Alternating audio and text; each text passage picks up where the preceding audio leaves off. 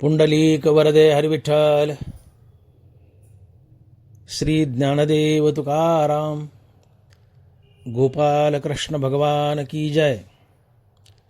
मौली ज्ञानेश्वर महाराज की जय. जगद्गुरु तुकाराम महाराज की जय. वेद अनंत बोलिला, अर्थ इतुकाची साधिला. विठोबाशी शरण जावे, निज निष्ठा नाम गावे. सकळ शास्त्रांचा विचार, अंती इतुकाची निर्धार.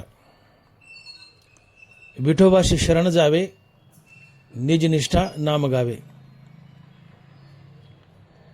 18 पुराणी सिद्धांत. 18 पुराणी सिद्धांत तुका म्हणे हाची हेत. विठोबाशी शरण जावे, निज निष्ठा नाम गावे. प्रस्तुत कीर्तनरूपी सेवेसाठी निवडलेला अभंग जगद्गुरु श्री संत तुकाराम महाराज यांचा 4 चरणाचा आणि नामपर प्रकरणातील अभंग आहे. तुकोबराय म्हणतात, वेद अनंत बोलिला, अर्थ इतुकाची साधिला. वेद अनंत बोलिला, अर्थ इतुकाची साधिला. तुकोबारायांचा हा अभंग मानवी जीवनातील परमार्थाचं खरं सार आहे.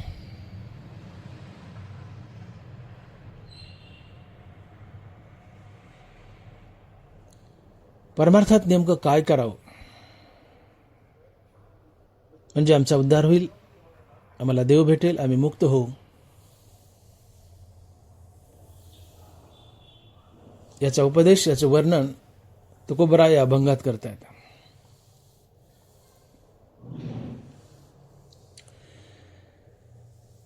तुकोबरायाच्या लिखाणाची खुबी आहे, चातुर्य, कला आहे.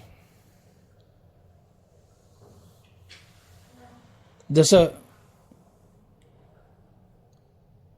संजयाला राजा धृतराष्ट्र एक प्रश्न विचारतो.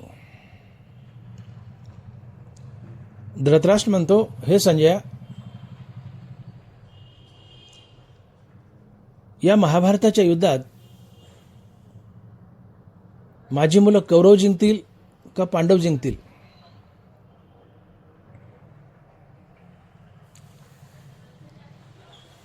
तर या प्रश्नाचं उत्तर देताना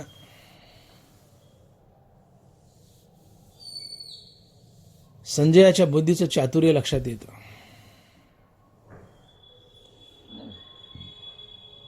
छोटी गोष्ट व्यापक करून सांगणं सोपं असतं, परंतु व्यापक गोष्ट छोटी करून सांगणं अतिशय अवघड असतं. 1.25 लाख भारत आहे, अर्थात महाभारतात एकूण 1.25 लाख श्लोक आहेत. या 1.25 लाख श्लोकाचा सार संजयाने एका श्लोकात आणलाय.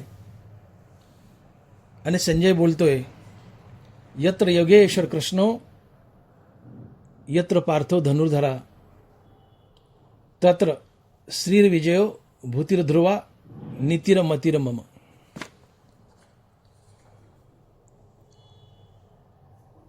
संजय म्हणतो, हे राजा, मी घोडे हाकणार आहे, तुमचा सारथी आहे. मला फारसं कळत नाही, पण एक नक्की सांगतो की ज्या बाजूला अर्जुन आहे आणि कृष्ण आहे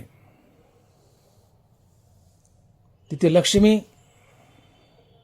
जय, विजय, रिद्धी सिद्धी हे सर्व चाकर हात जोडून उभे असतात. कृष्ण विजय स्वरूप निजांगे, तो राहिला असे जेने भागे, तो जयो लाग वेगे तेथेचे असे. कृष्ण विजय स्वरूप निजांगे, कृष्णाचा सदैव विजयच होतो. आणि असा कृष्ण ज्याच्या बाजूने उभा आहे हा विजय कृष्णाच्या पायाचा चाकर आहे, त्या पक्षाचाच विजय होईल.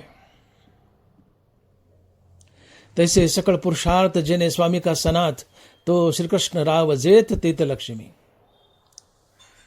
जिथं कृष्ण आहे तिथं लक्ष्मी आहे, जिथे कृष्ण आहे तिथं विजय आहे, जय आहे. जे बाई उभा तो लक्ष्मीचा वल्लभा, तिथं सर्व सिद्धी स्वयंभा. एरमी नेने, आपल्याला काय कळत नाही म्हणले, एरमी नेने दनवारा लिहितात.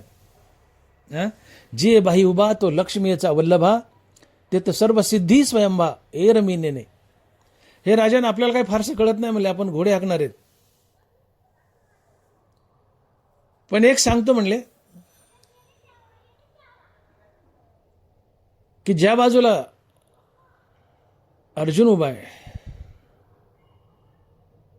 आणि कृष्ण उभा आहे, त्या बाजूला लक्ष्मी, जय, विजय, रिद्धी, सिद्धी, नीती हे सगळे चाकर हात जोडून उभे असतात.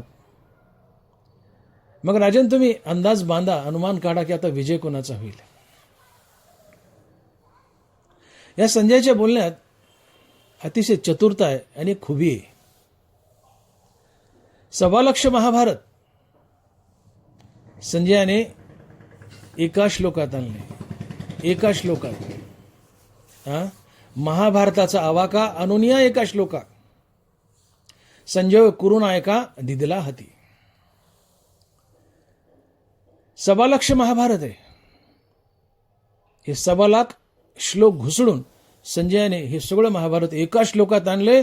आणि तो म्हणतोय, यत्र योगेश्वर कृष्णो यत्र पार्थो धनोधरा तत्र सिद्धी विजयो भूतिर ध्रुवा नीतिर मतिर मम. अर्थात हे राजन, हे धृतराष्ट्रा, ज्या बाजूला अर्जुन आहे, कृष्ण आहे, तिथं लक्ष्मी, जय, विजय, रिद्धी, सिद्धी, नीती सगळ्या गोष्टी हात जोडून उभ्या असतात. अर्थात संजय सांगू इच्छितो की पांडवाचाच विजय होईल.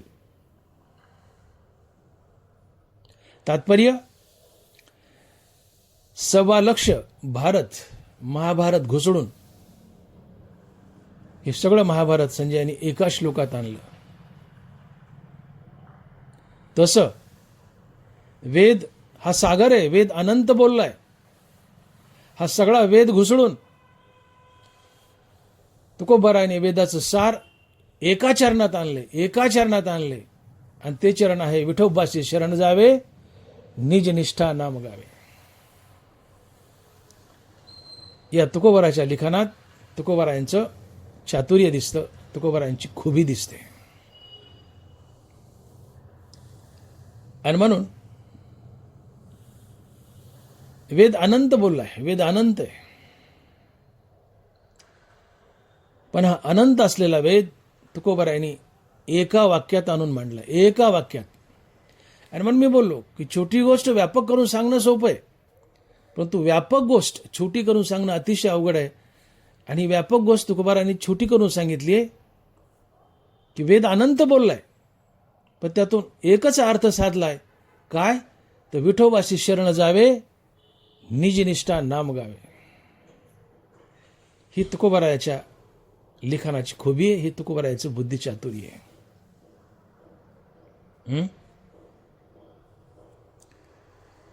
मग काय हा वेद? वेद म्हणजे काय? तर वेद म्हणजे ज्ञान, वेद म्हणजे विद्या. वेद हा शब्द संस्कृतातील विद या धातूपासून आलेला आहे. आणि विद म्हणजे विद्या, विद म्हणजे ज्ञान. म्हणून ज्यामध्ये सगळ्या प्रकारचं ज्ञान सांगितलंय, संसार आणि परमार्थ सगळ्या प्रकारचं ज्ञान ज्यात सांगितलंय तो वेद आहे. आणि म्हणून वेद म्हणजे विद्या किंवा ज्ञान.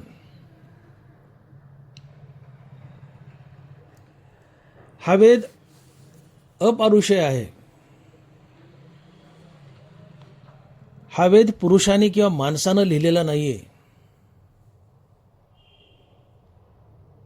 हा वेद भगवान विष्णूच्या घोरण्यातून तयार झालाय, श्वासातून तयार झालाय. हा वेदार्थ सागरो जया निद्रिताचा घोरू. हा वेदार्थ सागरो जया निद्रिताचा घोरू. भगवान विष्णूच्या, भगवान श्रीकृष्णाच्या, भगवान विठ्ठलाच्या श्वासातून, घोरण्यातून हा वेद तयार झालाय.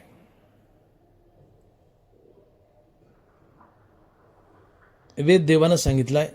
वेद मानव लिखित नाहीये, म्हणून वेदाला अपारुषेय म्हणतात.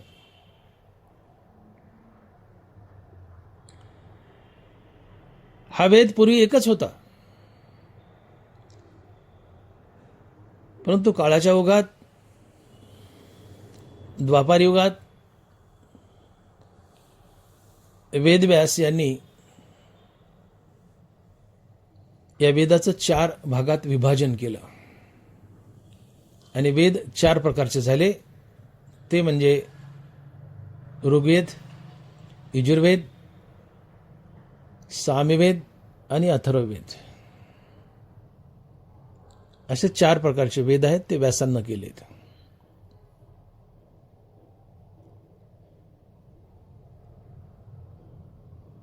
ऋग्वेद हा सर्वात महान मानला जातो या 4 वेदामध्ये. या ऋग्वेदात भगवंताची स्तुती करणारे, प्रार्थना करणारे मंत्र आहेत, ऋचा आहेत.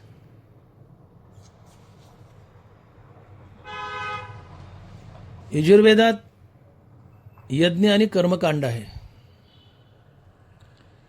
सामवेदात संगीत, मंत्र आणि अथर्ववेदात विज्ञान, तंत्र, मंत्र, चिकित्सा, जादूटोना अशा गोष्टी आहेत.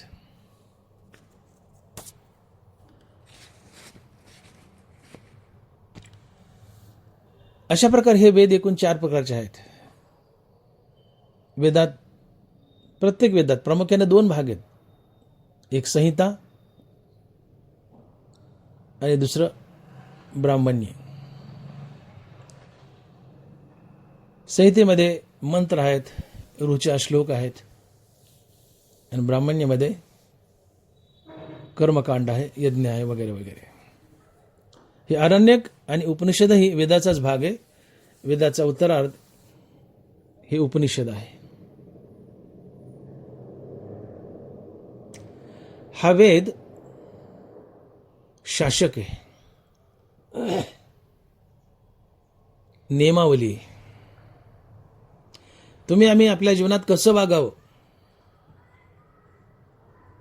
याची रूपरेषा दाखवणारा हा ग्रंथ आहे. ज्यावेळेस ब्रह्मदेवाने ही सृष्टी रचली, त्यावेळेस मानवानं तुम्ही कसं वागा हे सांगण्यासाठी शासक म्हणून ब्रह्मदेवानी आम्हाला वेद दिलाय. नरबारा लिहितात, ते दवा रचिले ब्रह्माजन, तया वेद दिदिले शासन, यज्ञ असे वर्तन जीविके केले. सृष्टीच्या आरंभी ब्रह्मदेवानं ज्यावेळेस सृष्टी रचली, त्यावेळेस नियमावली म्हणून, शासक म्हणून, मार्गदर्शक म्हणून, आचारसंहिता म्हणून ब्रह्मदेवानं आम्हाला हा वेद दिलाय. आणि हा वेद जसं सांगतो तसंच आम्ही वागावं, आमचं कल्याण होतं. आणि वेदाच्या विरोधात वागलो तर आमचं नुकसान होतं, आम्ही नरकाला जातो. धनवारा लिहितात, वेदी विरोधी पडे तो निरयभोगी दंडे, संन्यायी तो सुरवाडे स्वर्गी जिये. वेदी विरोध पडे तो निरयभोगी दंडे. जो वेदाच्या विरोधात वागतो तो नरकाला जातो. दंडबरा बोलतात, वेदी अन्याय पडे तो निरय भोगी दंडे. जो वेदाच्या म्हणण्यासारखं वागत नाही, स्वैर वागतो, तो नरकाला जातो. आणि जो वेदासारखं वागतो पण सकामतेने वागतो, तो स्वर्गाला जातो. आणि वेदासारखं वागतो पण निष्कामतेने वागतो, तो मुक्तीला जातो. आणि म्हणून जायचं कुठं? नरक, स्वर्ग का मुक्ती? या गोष्टी वेदाच्या आचरणावर ठरतात. तुम्ही वेदाच्या विरोधात वागले, नरकाला जाल. वेदासारखं वागले परंतु सकाम आहेत, स्वर्गाला जाल. वेदासारखं वागले पण निष्कामतेने वागले, मुक्तीला जाल, भगवत प्राप्ती होईल. आणि म्हणून वेद हा शासक आहे, वेद ही नियमावली आहे. दंडबरा लिहितात, चावडीये न्यायो अन्यायो वेद निवडी. जुन्या काळी चावडीवर न्यायसभा भरायची खेडेगावात. माणसांनी पंच जमा व्हायचे, पंचायत. आणि तिथं जो मुख्य पंच असेल किंवा सरपंच असेल, तो न्याय निवाडा करायचा वेदाच्या आधारावर. आणि म्हणून दंडबरा लिहित आहेत की चावडीये न्यायो अन्यायो वेदो निवडी. हा वेद निवाडा करतो की समोरचा चूक आहे की बरोबर आहे. तात्पर्य, आम्हाला आमचं जीवन वेदावर आधारित ठेवावं लागतं. आम्हाला आमचं कल्याण करायचं असेल तर वेद सांगेल तसंच वागावं लागतं. वेदाच्या विरोधात वागलो तर आम्ही सरळ सरळ नरकाला जातो. आणि म्हणून आमच्या मुखातून कुठलंही वाक्य निघालं तर त्याला वेदाचा आधार असावा लागतो, कारण वेद हा अंतिम प्रमाण आहे. जसं सोनं कसुटीच्या तत्वावर घासून घेतो, त्या सोन्याला ऍसिड लावतो, ब्रशने घासतो आणि शुद्ध सोनं असेल तर ते काळं पडत नाही, पिवळं चुटूक चमकदार राहतं. आणि तो समजतो की हे सोनं शुद्ध आहे. सोनार जसा सोनं कसोटीवर घासून घेतो, तसं आमचं वागणं, चालणं, बोलणं वेदाच्या कसोटीवर आम्हाला घासून घ्यावं लागतं. आम्ही काय केलंय, काय बोललोय,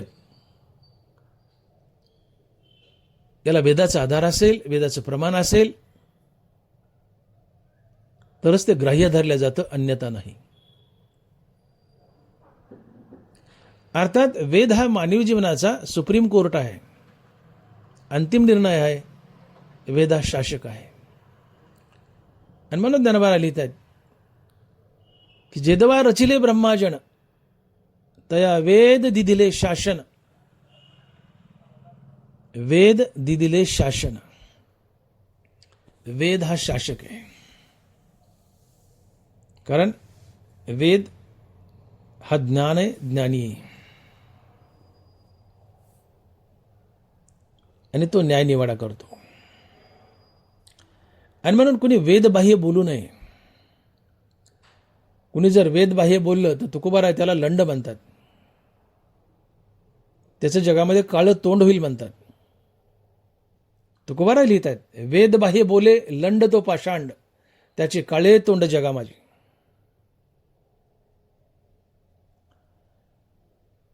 तुम्ही बोललाय तर तुमच्या बोलण्याला जर आधार नसेल, वेदाचा आधार नसेल, तर तुम्ही लंड आहेत, पाषांड आहेत, पापी आहेत, तुमचं जगामध्ये तोंड काळं होईल. वेदबाह्य बोले लंड तो पाषांड, त्याचे काळे तोंड जगामध्ये. आणि म्हणून वेदबाह्य कोणी बोलू नये. आपल्या बोलण्याला वेदाचा पुरावा असावा. आणि वेद हा अंतिम पुरावा आहे.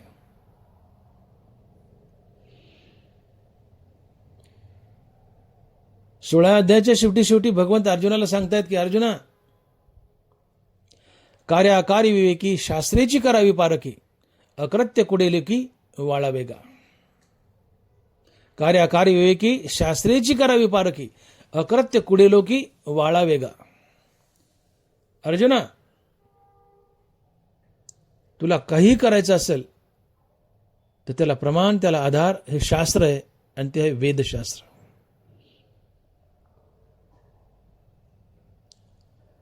वेदाशिवाय दुसरं प्रमाण नाही आहे. आपल्या करण्याला बोलण्याला वेदाचा आधार असावं, वेदाचं प्रमाण असावं. आणि म्हणून भगवंत अर्जुनाला म्हणतात की अर्जुना, एक वेळेस तू मला, भगवान कृष्णाला प्रमाण समजू नकोस, पण शास्त्राला प्रमाण समज. अर्जुना, प्रसंग आला तर मी भगवान कृष्ण एखाद्या वेळेस चुकून खोटं बोलू शकतो, पण शास्त्र खोटं बोलत नाही. शास्त्र खोटं बोलत नाही, वेद खोटा बोलत नाही. आणि म्हणून कार्याकारी विवेकी शास्त्रेची करावी पारखी, चकार लावलाय, शास्त्रेची करावी पारखी, अकृत्य कुडेलो की वाळावेगा. अर्जुना, मानवी जीवनाला आधार काय असेल, प्रमाण काय असेल, तर ते शास्त्र आणि ते हे वेदशास्त्र.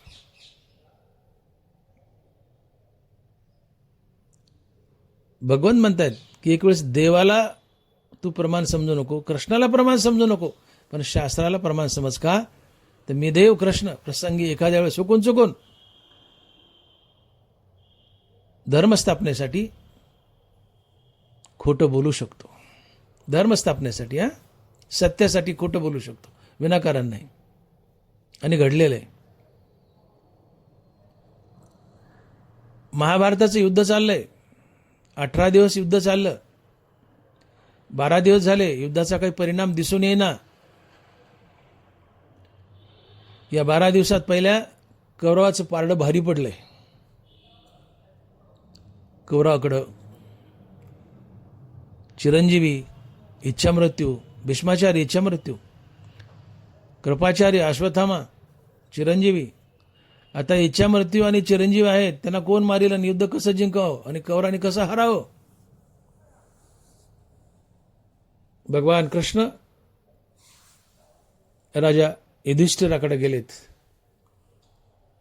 आणि देव बोलतायत, कृष्ण म्हणतायत, दादा, युधिष्ठिर मोठा होता, युधिष्ठिर आत्याचा मुलगा होता, मोठा होता वयाने, म्हणून दादा म्हणायचे. दादा, तुम्हाला युद्ध जिंकायचं का? युधिष्ठिर म्हणतो, कृष्ण काय बोलतोस? कृष्ण लहान होते. युधिष्ठिर आरतूरच बोलायचे, कृष्ण काय बोलतोस? अरे युद्ध जिंकण्यासाठीच करतोय ना आपण, तू म्हणतो युद्ध जिंकायचं का? म्हणले, दादा तुम्हाला एक काम करावं लागेल. मग म्हणले, काय? तुम्हाला खोटं बोलावं लागेल.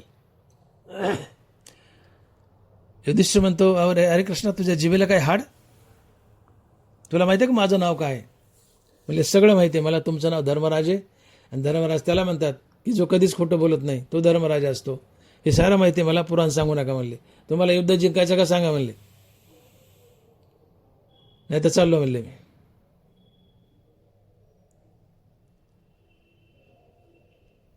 युधिष्ठिर म्हणतो, पण काय करावं काय लागेल मला सांग ना. म्हणले, तुम्हाला खोटं बोलावं लागेल. अरे कृष्णा, मी धर्म आहे ना, खोटं कसं बोलू ते सांगू नका म्हणले. तुम्हाला युद्ध जिंकायचं तर खोटं बोलावं लागेल, नसता तुमचा पराजय होईल. बळजबरीने युधिष्ठिराला तयार व्हावं लागलं. युधिष्ठिर तयार झालाय आणि म्हणतो, सांग कृष्णा, काय खोटं बोलायचं? म्हणजे तुम्ही एवढंच बोलायचं की अश्वत्थामा हाता नरवा कुंजरवा. अश्वत्थामा मेलाय, त्याची हत्या झाली आहे, पण तो मनुष्य का हत्ती हे मला माहित नाही. युधिष्ठिर, तुम्हाला अर्धच खोटं बोलायचंय. अश्वत्थामा हाता एवढं वाक्य द्रोणाचार्याच्या कानावर जाऊ द्यायचं आणि ज्यावेळेस नरवा कुंजराव म्हणताल त्यावेळेस आम्ही ढोल वाजू. हे पुढचं अर्ध वाक्य नरवा कुंजराव आम्ही द्रोणाचार्याच्या कानावर जाऊ द्यायचे नाहीत. म्हणले ठीक आहे. युद्धामध्ये अश्वत्थामा नावाचा एक हत्ती होता आणि अश्वत्थामा नावाचा द्रोणाचार्याचा पुत्रही होता. देवानं भीमाला सांगितलं, भीमा जा तो हत्ती मार अश्वत्थामा नावाचा. भीमाने एका गदेत प्रहार करून तो अश्वत्थामा मारलाय हत्ती. आणि सगळीकडे अफवा पसरवली की अश्वत्थामा मेला, अश्वत्थामा मेला, अश्वत्थामा मेला पूर्ण रणांगणावर. आणि ही वार्ता द्रोणाचार्याच्या कानावर गेली. अश्वत्थामा मेला हे कळताच द्रोणाचार्याला शोक झाला. धनुष्य खाली टेकवलं, रथात बसलाय, रडू लागला, शोक करायलाय. हातपाय गळून गेलेत, अंगाचा थरकाप सुटलाय. दुःखात बुडाला बाप, कसा युद्ध करेल. पण हे खरंय का यासाठी तो प्रमाण शोधू लागला. म्हणजे या रणांगणावर एकच माणूस आहे, युधिष्ठिर धर्मराज, की जो सत्य बोलतो. तो द्रोणाचार्य धर्माकडे गेलाय, कृष्णाकडे गेला नाही, धर्माकडे गेलाय. हो, कृष्णालाही प्रमाण किंवा सत्य समजलं नाही, धर्माला सत्य समजलंय, प्रमाण समजलं नाही, धर्माकडे गेलाय. आणि म्हणतो, धर्मराज माझा मुलगा अश्वत्थामा मेलाय का?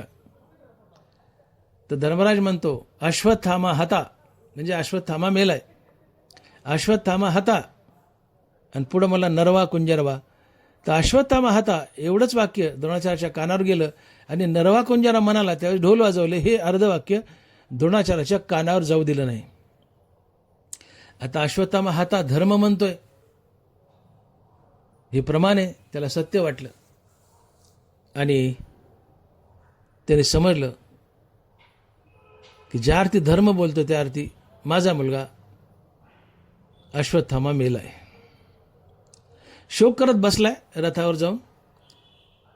तेवढ्यात धृष्टद्युम्न येतो, द्रौपदाचा मुलगा, आणि द्रोणाचार्याचं मुंडकं उडवतो, गर्दनच कापतो, द्रोणाचार्य मरतो. वदविले नारायणे मुखे धर्मा, अंगुष्ठा त्या कर्मासाठी गेला. तुकोबाराय बोलतायत, धर्मराज युधिष्ठिर आपल्या उभ्या आयुष्यात एकदाच खोटं बोललाय, तेही अर्धच खोटं बोललाय आणि देवाच्या सांगण्यावरून खोटं बोललाय. तर शिक्षा काय मिळाली? स्वर्गारोहणाच्या वेळेस स्वर्गाला जाताना युधिष्ठिराच्या उजव्या पायाचा अंगठा गळून पडला. जीवनात एकदा खोटं बोललाय, अर्ध खोटं बोललाय आणि ते देवाच्या सांगण्यावरून बोललाय. परिणाम स्वर्गाला जाताना उजव्या पायाचा अंगठा गळून पडला.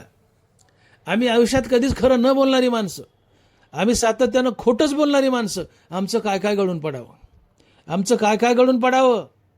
वदविले नारायणे मुखे धर्मा, अंगुष्ठा त्या कर्मासाठी गेला. आणि म्हणून कृष्ण म्हणतात, अर्जुना कार्या अकार्य विवेकी शास्त्रेची करावी पारकी, अकृत्य कुडे लोकी वाळावेगा. अर्जुना इथे तुम्हाला मनुष्यांना प्रमाण काय आहे तर शास्त्र आहे, ते आहे वेद. वेद हे अंतिम प्रमाण आहे. वेदाला प्रमाण ठरव, मला देवाला नाही, असा वेद महान आहे. वेद हा मानवी जीवनातील अंतिम प्रमाण आहे. म्हणून वेदबाह्य कुणी बोलू नये. आपल्या बोलण्याला वेदाचा आधार असावा लागतो.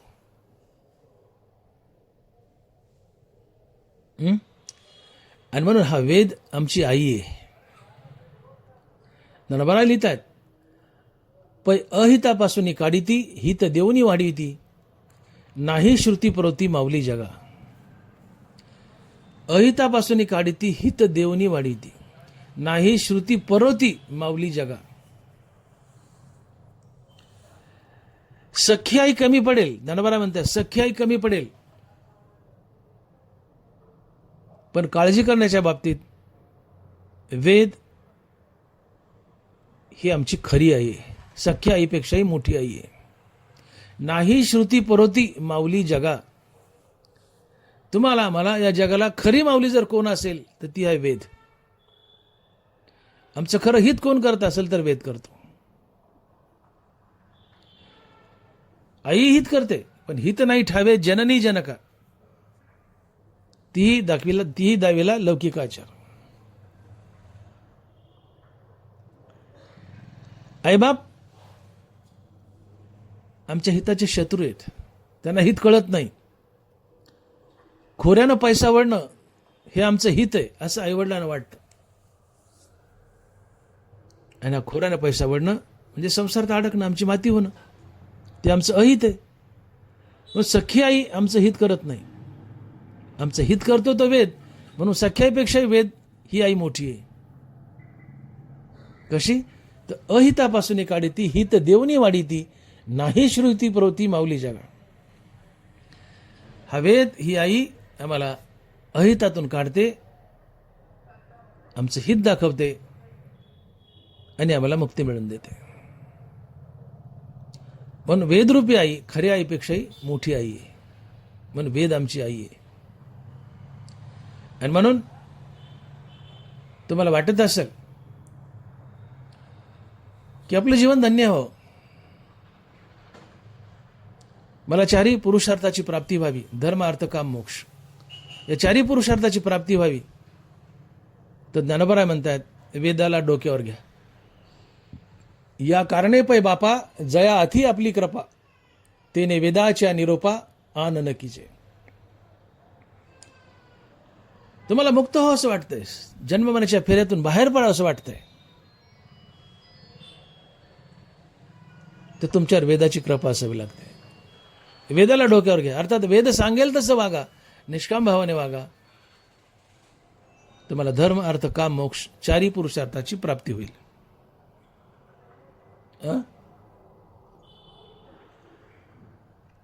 आणि मग ज्ञानोबा बोलतात की शास्त्र म्हणेल ते सांडावे, ते राज्यही तरण मानावे, जे घेवी ते न म्हणावे, विषही विरुद्ध. वेदाने सांगितलं की राज्य टाक, आणि त्यात हित असेल तर राज्य टाकावं. वेद म्हणाला विष पी, त्यात हित असेल तर विष प्यावं. शास्त्र म्हणेल सांडावे, ते राज्यही तरण मानावे, जे घेवी ते न म्हणावे, विषही विरुद्ध. अर्थात हा वेद आमचा हितचिंतक आहे.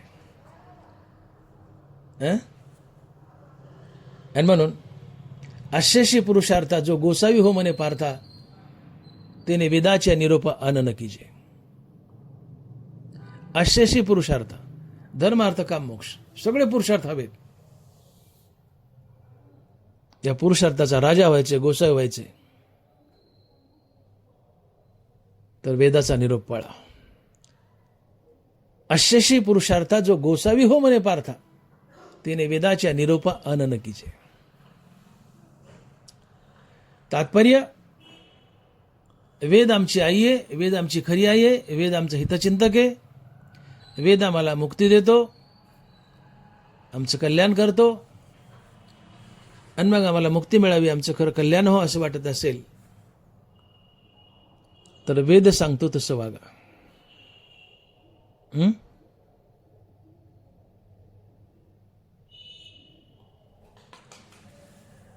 हा वेद खूप बोललाय. वेद किती बोललाय? वेद खूप बोललाय. तर हा वेद किती बोललाय हे अभंगाच्या पहिल्या चरणात आणि तुकोबाराय लिहित आहेत की वेद अनंत बोलिला, अर्थ इतुकाची साधिला. वेद अनंत बोलिला, अर्थ इतुकाची साधिला. हा वेद अनंत बोललाय, खूप बोललाय, आणि सगळ्या प्रकारचं बोललाय. यज्ञ, कर्मकांड, मंत्र, तंत्र, जादू, टोना, ज्योतिष्य, प्रपंचिक ज्ञान, पारमार्थिक ज्ञान, सगळ्या बाजूने वेद बोललाय. विज्ञान बोललाय, चिकित्सा बोललाय, सगळं बोललाय. परंतु काही अभागे लोक वेद ज्या हिताच्या गोष्टी सांगतो ते न स्वीकारता अहिताच्या गोष्टी स्वीकारतात. आणि हे लोक म्हणतात, काय म्हणतात, मनती संसारी जन्मीजे यज्ञादी कर्म कीजे मग स्वर्ग सुख भोगीजे मनोहर.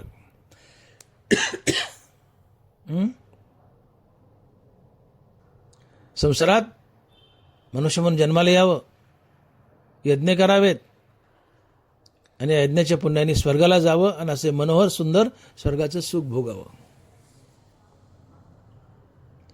असं वागणं, वेदातलं हे स्वीकारणं म्हणजे आपण आपल्या पायावर कुऱ्हाड मारणं होय. कुऱ्हाड मारणं होय. ननबारा लिहितात, वेश्याभोगी कवडा वेचे मग दार चेपून येते तैसे या लाजीरवाने दीक्षितांचे काय सांगू. एखादा मनुष्य वेश्याकडे जातो, खूप दिवस वेश्याकडे गेलाय आणि सगळा पैसा वेश्यावर लुटलाय, उधळलाय, आता 1 रुपया जवळ नाहीये आणि पुन्हा काही दिवसांनी वेश्याकडे गेलाय. ती वेश्या दाराला हात लावू देत नाही, दाराला हात लावू देत नाही. मग दार चेपून येते याचे, ती हकलून देते, चल निघ म्हणते माघारी, भिकारी आता काय राहिले तुझ्याजवळ.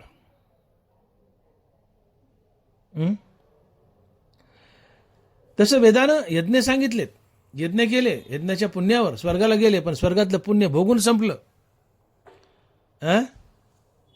तुका म्हणे जाती पुण्यक्षय अधोगती, तया पुण्याची पावटी सरे सभेची इंद्रपणाची उटी उतरे आणि येऊ लागती माघारे मृत्यू लोका.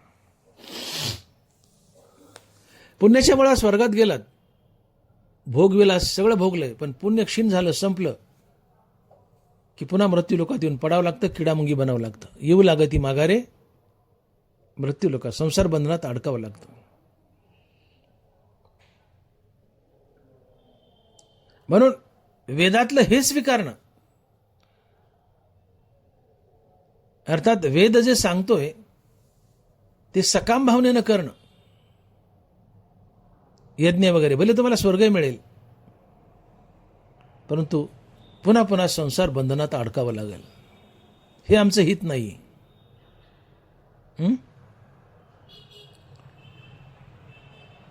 एक मोठी कापराची रास आहे, कापूर, त्याला आग लावली, जाळून टाकला, काय फायदा झाला. आता तो कापूर देवाच्या पूजेला वापरा, आरतीला वापरा, फायदा होईल. मिष्टान नाही, नुंगती मोठी, खूप मोठी नुकती केली आहे, खावी, वाटावी, पंगत बसवावी, पण त्याच्यात विष टाकलं, काय फायदा झाला. अमृताचा घडा दैवगण तुम्हाला मिळालाय, अमृत पियावं, अमर व्हावं, पण लात मारून त्याला उलथा पालथा केला, काय फायदा झाला. अहो सगळं नुकसानच आहे. तसं वेदानं यज्ञ सांगितले, यज्ञ केला,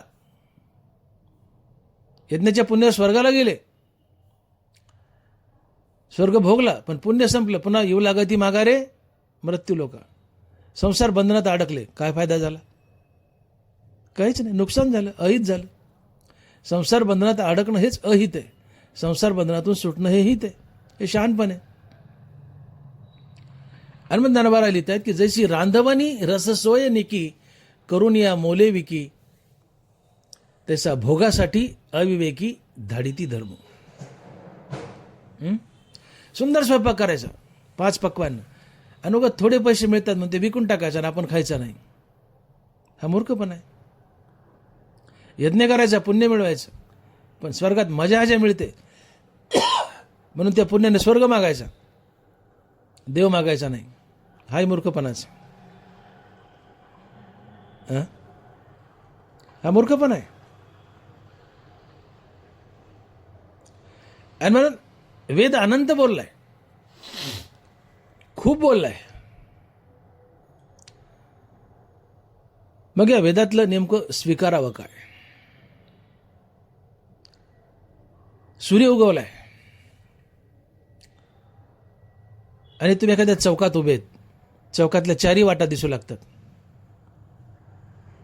मग 4 वाटाने पळावं का दुमदुम, नाही. ज्या गावाला जायचे त्या वाटाने चालत जावं. त्यात आमचा फायदा आहे. धनबारा लिहितात की जैसा प्रगटली या गबसती अशेशी मार्ग दिसती. सूर्यवाला सगळे मार्ग दिसत आहेत, मग सगळ्या मार्गाने पळायचं का? नाही तर ज्या गावाला जायचंय, ज्या शेतात जायचंय, त्या शेताचा, त्या गावाचा रस्ता पकडावा. यात आपलं हित आहे. धनबारात लिहित आहेत का उदकमय सकळ झाले असे मैतळ, परी घेपे केवळ आरतीच जोगे. ही पृथ्वी उदाहरणार्थ पाण्यानं गच्च भरली. सगळ्या पृथ्वीवर असं गुडघ्या इतकं मांड्या इतकं पाणी साठले. पाऊस पडला आणि फुल पाणी, 8-15 दिवस पाणी साठाना. सगळी पृथ्वी पाण्यानं गच्च भरली. मग इतकं मोठं पाणी म्हणून का आपण ते सगळं पाणी प्यावं का? जमल का? तर नाही, आपल्याला जेवढी तहान आहे तेवढं तांब्या 2 तांबे पाणी प्यावं. त्यात आपलं हित आहे. उदकमय सकळ झाले असे महितळ.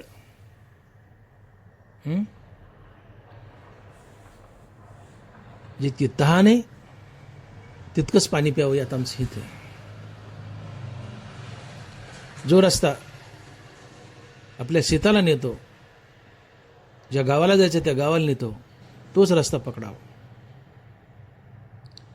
तसं वेद अनंत बोललाय, वेद अनंत बोललाय. पण ज्ञानी माणसं त्यातलं ते स्वीकारतात की जे आपल्याला मोक्षाला नेईल. जरी वेदे बहुत बोलिले विविध भेद सुचिले, तरी आपण हित आपुले तेच घेपे. वेद खूप बोललाय, वेद अनंत बोललाय, सगळं सांगितलंय, संसारिक परमार्थिक. मग शहाणा तो असतो की यातलं शाश्वत उचलतो आणि अशाश्वत फेकून देतो. सकाम भावनेने यज्ञ करण्याने स्वर्गाला जाणे हे अशाश्वत आहे, मरक आहे, संसारात अडकवणार आहे. पण न मरणार शाश्वत काय? न मरणार शाश्वत काय? ज्ञानी याचा विचार करतात आणि ते स्वीकारतात. मग वेद अनंत बोललाय, परंतु यातून अर्थ इतकाच साधलाय काय, तर तो अभंगाच्या 2ऱ्या चरणात. आणि महाराज लिहित आहेत की विठोबाशी शरण जावे, निज निष्ठा नाम गावे. विठोबाशी शरण जावे, निज निष्ठा नाम गावे. वेद खूप बोललाय, अनंत बोललाय, परंतु या वेदाच्या अनंत बोलण्यातून इतकाच अर्थ साधलाय काय, की विठोबाशी शरण जावे, निज निष्ठा नाम गावे.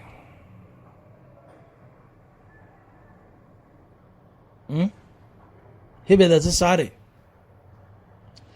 आणि मग तुकोबारायांनी अख्खा परमार्थ एका वाक्यात आणून ठेवला. एका वाक्यात तुकोबारायचं हे चरण परमार्थाचं सार आहे. कोणतं? विठोबाशी शरण जावे, निज निष्ठा नाम गावे. तुम्ही किती प्रवचन कीर्तन करा, ऐका, परंतु तुम्ही निज निष्ठेने विठोबाचं नाम गात नसाल तर तुमच्या परमार्थाला कवडी किंमत आहे, शून्य किंमत आहे. कीर्तनकार कीर्तनात काय सांगतो हे ध्यानात न राहिलं चालेल. आज मी बोलतोय, हे तुम्ही ऐकतायत, हे माझं सगळं बोलणं ध्यानात नाही राहिलं चालेल. पण या कीर्तनातून, या अभंगातून एकच वाक्य ध्यानात राहावं काय? विठोबाशी शरण जावे, निज निष्ठा नाम गावे. या कीर्तनातून एवढंच वाक्य उचललं तर कीर्तनाचं आणि तुमच्या जीवनाचंही सार झालं, सार्थक झालं, सार्थक झालं. जीवन धन्य होईल.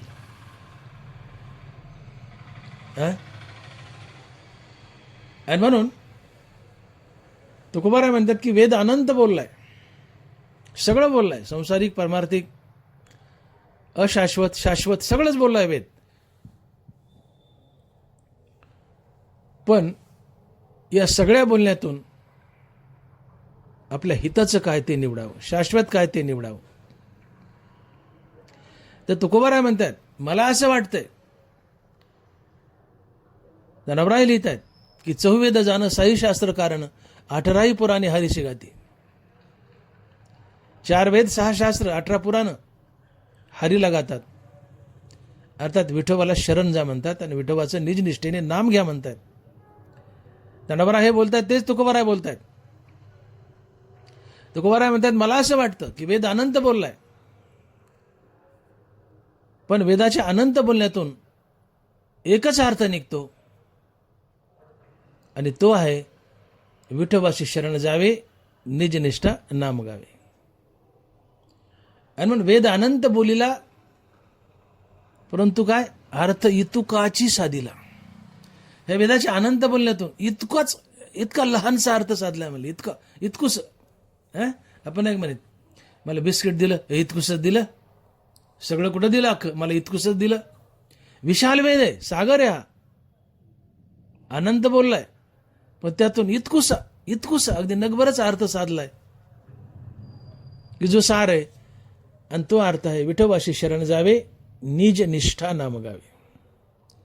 विठोबाशी शरण जावे, निज निष्ठा नाम गावे. बाबांनो, विठ्ठलाला शरण जाण, त्याचं नाम घ्या, हे वेदाचं सार आहे. आणि मग तुकोबाराज म्हणतात, वेदाचा तो अर्थ आमासीच ठावा, इराणी व्हावा भार माथा. वेदाचा अर्थ तो आमासीच ठावा, इराणी व्हावा भार माथा. तुकोबारा म्हणतात, या जगात वेदाचा अर्थ मला माहिती म्हणले. तुम्ही बाकीच्यानी वेदाच्या ग्रंथाचं डोक्यावर वजं व्हावं म्हणले, त्याचा अर्थ तुम्हाला माहित नाही. वेदाचा खरा अर्थ फक्त मला माहिती म्हणले. वेदाचा तो अर्थ आम्हासीच ठावा, इराणी व्हावा भार माथा. आणि काय हा वेदाचा अर्थ? तर विठोबाशी शरण जावे, निज निष्ठा नाम गावे. विठोबाशी शरण जावे, निज निष्ठा नाम गावे. आणि हे परमार्थाचं खरं सार आहे, खरं सार आहे. तुम्ही कीर्तन प्रवचन ऐकता करता, पण मुखात नित्य विठ्ठलाचं नाम नसेल तर फारसं काय तुम्ही साधत नाहीत. चिंतनाची जोडी हाची लाभ घडोघडी. घडोघडी लाभ हो आम्हाला कशाचा? चिंतनाची जोडी. विठ्ठलाच्या नामाचं चिंतन घडावं, आणि हा लाभ असतो, खरा लाभ असतो, जो आम्हाला मुक्त करतो. आणि मग वेद अनंत बोललाय, पण त्यातून इतकाच अर्थ साधलाय की तुम्ही विठ्ठलाला शरण जाण, त्याचं निज निष्ठेने नाम गा. आता तुम्ही म्हणाल, तुकोबारांनी वेद कधी वाचला?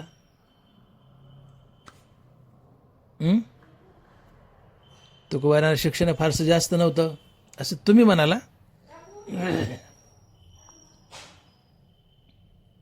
मग तुकोबारांनी रामेश्वर शास्त्रीसारखा वेद अभ्यासलाय का?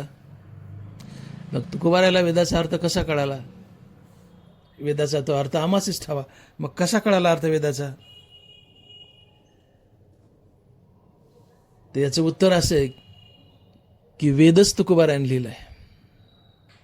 वेदच तुकोबारांनी लिहिलाय.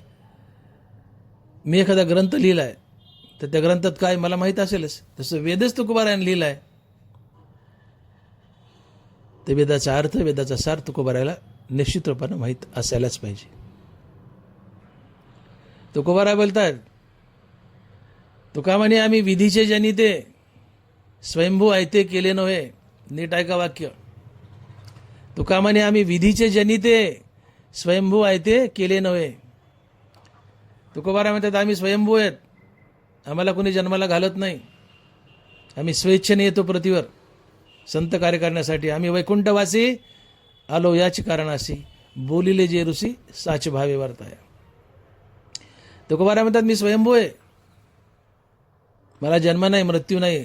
स्वेच्छेने अवतार धरतो, पृथ्वीवर येतो, संत कार्य करतो, निघून जातो. आम्ही वैकुंठवासी, मी स्वयंभू आहे म्हणले. आणि मी विधीचा जनित आहे म्हणले. विधी या शब्दाचा अर्थ होतो कायदा. विधी म्हणजे नियमावली, कानून, कायदा. विधी आणि विधीपासून विधाता. विधाता ब्रह्मदेवाला म्हणतात. तुकोबारा म्हणतात, तुका म्हणे आम्ही विधीचे जनित आहे. तुकोबारा म्हणतात मी ब्रह्मदेवाचाही बाप आहे. तुम्हाला काय बोलायलास? तुकोबारा ब्रह्मदेवाचे बापच आहेत. का म्हणे रामेश्वर भट्ट द्विजा, तुका विष्णू नाही दुजा. तुकिता तुलनेशी ब्रह्म तुकाशी आले, ब्रह्म तुकाशी आले. तुकोबाराचं नाव काय? तुकाराम. जो रामासोबत तुकलाय तो तुकाराम. नवे नवे तुका हाच राम, तुका हाच विष्णू. महाविष्णूचा अवतार सखा माझा ज्ञानेश्वर. म्हणे रामेश्वर भट्ट द्विजा, तुका विष्णू नाही दुजा. तुकोबरा, ज्ञानोबरा हे साक्षात महाविष्णू आहेत. महाविष्णू त्यांच्या रूपाने आलेले आहेत. तुकोबारा म्हणजे साक्षात महाविष्णू. आणि मग वेद काय? हा वेदार्थ सागरू जया निद्रिताचा घोरू. भगवान विष्णूच्या घोरण्यातून, श्वासातून वेद तयार झालाय. आणि तुकोबारा जर विष्णू आहेत तर तुकोबाराच्या श्वासातून, घोरण्यातूनच वेद तयार झालाय. भगवान विष्णूच्या नाभी कमलातून ब्रह्मदेव झालाय. म्हणून भगवान विष्णू ब्रह्मदेवाचे बाप आहेत. मग तुकोबारा विष्णू आहेत तर तुकोबारा ब्रह्मदेवाचे बाप आहेत. तुका म्हणे आम्ही विधीचे जनिते. तुकोबारा ब्रह्मदेवाचे बाप आहेत का ते विष्णू आहेत. तुकोबारा ब्रह्मदेवाचे बाप आहेत आणि वेदाचेही निर्माते आहेत. तुका म्हणे आम्ही विधीचे निर्माते. विधी म्हणजे वेद. विधी म्हणजे सरळ सरळ वेद. विधी, विधिज्ञ, वकिलाला विधिज्ञ म्हणतात. विधी म्हणजे कायदा, नियमावली. आणि वेद हा कायदा आहे. मी बोललो, जे दवा रचिले ब्रह्माजन ते दवा वेद दिदिले शासन. वेद दिदिले शासन. वेद हा कायदा आहे, वेद हा शासक आहे. आणि विधी म्हणजे कायदा, नियमावली. आणि मग विधी म्हणजे वेद, आणि विधाता म्हणजे ब्रह्मदेव. आणि मग तुकोबारा वेदाचे निर्माते आहेत आणि ब्रह्मदेवाचे निर्माते आहेत. मग तुका म्हणे आम्ही विधीचे जनिते. स्वयंभू आयते केले नव्हे. मग जे भगवान विष्णूच्या आता तुकोबाराच्या श्वासातूनच जर वेद तयार झालाय तर वेदाचा अर्थ तुकोबाराला तर कुणाला माहित असेल. आणि मग ज्ञानोबरा आहे, तुकोबारा आहे. ही दोन महासंत, न भूतो न भविष्यती. जगात सगळ्यात काय मोठं आहे ते तुकोबारा आहे, ज्ञानोबरा आहे. दुसरं कोणी नाही. अर्थात देवाच्या कृपेनेच तुकोबारा देवापेक्षा मोठे आहेत. तुका म्हणे आम्ही देवाहुनी बळी, राहिलो निराळी टाकून या आशा. महाराज म्हणतात देवाच्या कृपेनेच मी देवापेक्षा बलवान आहे. आणि याचा आनंद देवाला होतो. आणि पुत्रे मी सर्व गुणी जिनावा हे बापा शिराणी, तरी ते शारंग पाणी फळाली. तरी ते शारंग पाणी फळाले. तसे देवाचे शक्ती पार्थ देवाची बहुती, परी माने स्तुती गौरव असे. बापापेक्षा मुलगा वरचढ निघाला, आनंद बापाला होतो. गुरुपेक्षा शिष्य वरचढ निघाला, गुरुला आनंद होतो. का बालकाचे नि धनी धायजे, का शिष्याचे नि झाले पण होईजे, ते सद्गुरूचे एकले नि जाणीजे, का प्रसवतिया. गुरुपेक्षा शिष्य मोठा निघला, आनंद गुरुला. बापापेक्षा मुलगा मोठा निघला, आनंद बापाला. कृष्ण अर्जुनाचा मित्र आहे, अर्जुनाचा देव आहे, अर्जुनाचा बापही आहे. का आता कृष्ण जगाचा बाप आहे, या नात्याने कृष्ण अर्जुनाचाही बाप आहे. आणि मग देवाची शक्ती पार्थ देवाची बहुती, परी मानिये स्तुती गौरव असे. देवाच्या कृपेने अर्जुन देवापेक्षा बलवान आणि मोठा होता. पण माझा अर्जुन माझ्यापेक्षा बलवान आहे असं म्हटलं की कृष्णाला आनंद व्हायचा. तसं माझे तुकोबार आहे, माझे ज्ञानोबार आहे, माझ्यापेक्षा मोठे आहेत असं पांडुरंगाला जर कुणी म्हणलं तर आनंद पांडुरंगाला होतो. अर्थात पांडुरंगाच्या कृपेनेच ज्ञानोबा तुकोबराय पांडुरंगापेक्षाही मोठे आहेत, पांडुरंगापेक्षाही मोठे आहेत. तुका म्हणे आम्ही देवाहुनी बळी, राहिलो निराळी टाकून आशा. आणि मग असे तुकोबराय अखंड नामस्मरण आहे. माझी मत झाली अनावरवाच्या छंद या नामाचा घेतला असे. अखंड नामस्मरण चालू आहे. या नामाची ताकद आहे. न कळो ते कळईल नामे एका विठ्ठलाचे. निरंतर जर विठ्ठलाचं नाम मुखात असेल तर कुठली गुह्य गोष्ट तुम्हाला आपोआप कळते. त्यामुळे तुकोबारायला वेद न वाचता वेदाचा अर्थ कळाला. आणि दुसरी गोष्ट, वेदच तुकोबारायने लिहिला किंवा घोरण्यातून निघलाय तर तुकोबाराला अर्थ माहीत असेलच. म्हणून वेदाचा तर अर्थ आमाचीच टावा इराणी व्हावा भारमाथा. वेद अनंत बोललाय पण अर्थ इतकाच साधलाय. काय? विठोबाशी शरण जावे निजनिष्ठा नाम गावे. वेद सांगतोय, अर्थात तुकोबाराय सांगतायत की वेदाचं एकच सार आहे. काय? तर विठोबाशी शरण जावे निजनिष्ठा नाम गावे. तुकोबाराय म्हणतात वेदाला शरण जा, तुकोबाराय म्हणतात विठ्ठलाला शरण जा आणि निज निष्ठेने विठोबाचं नाम गा.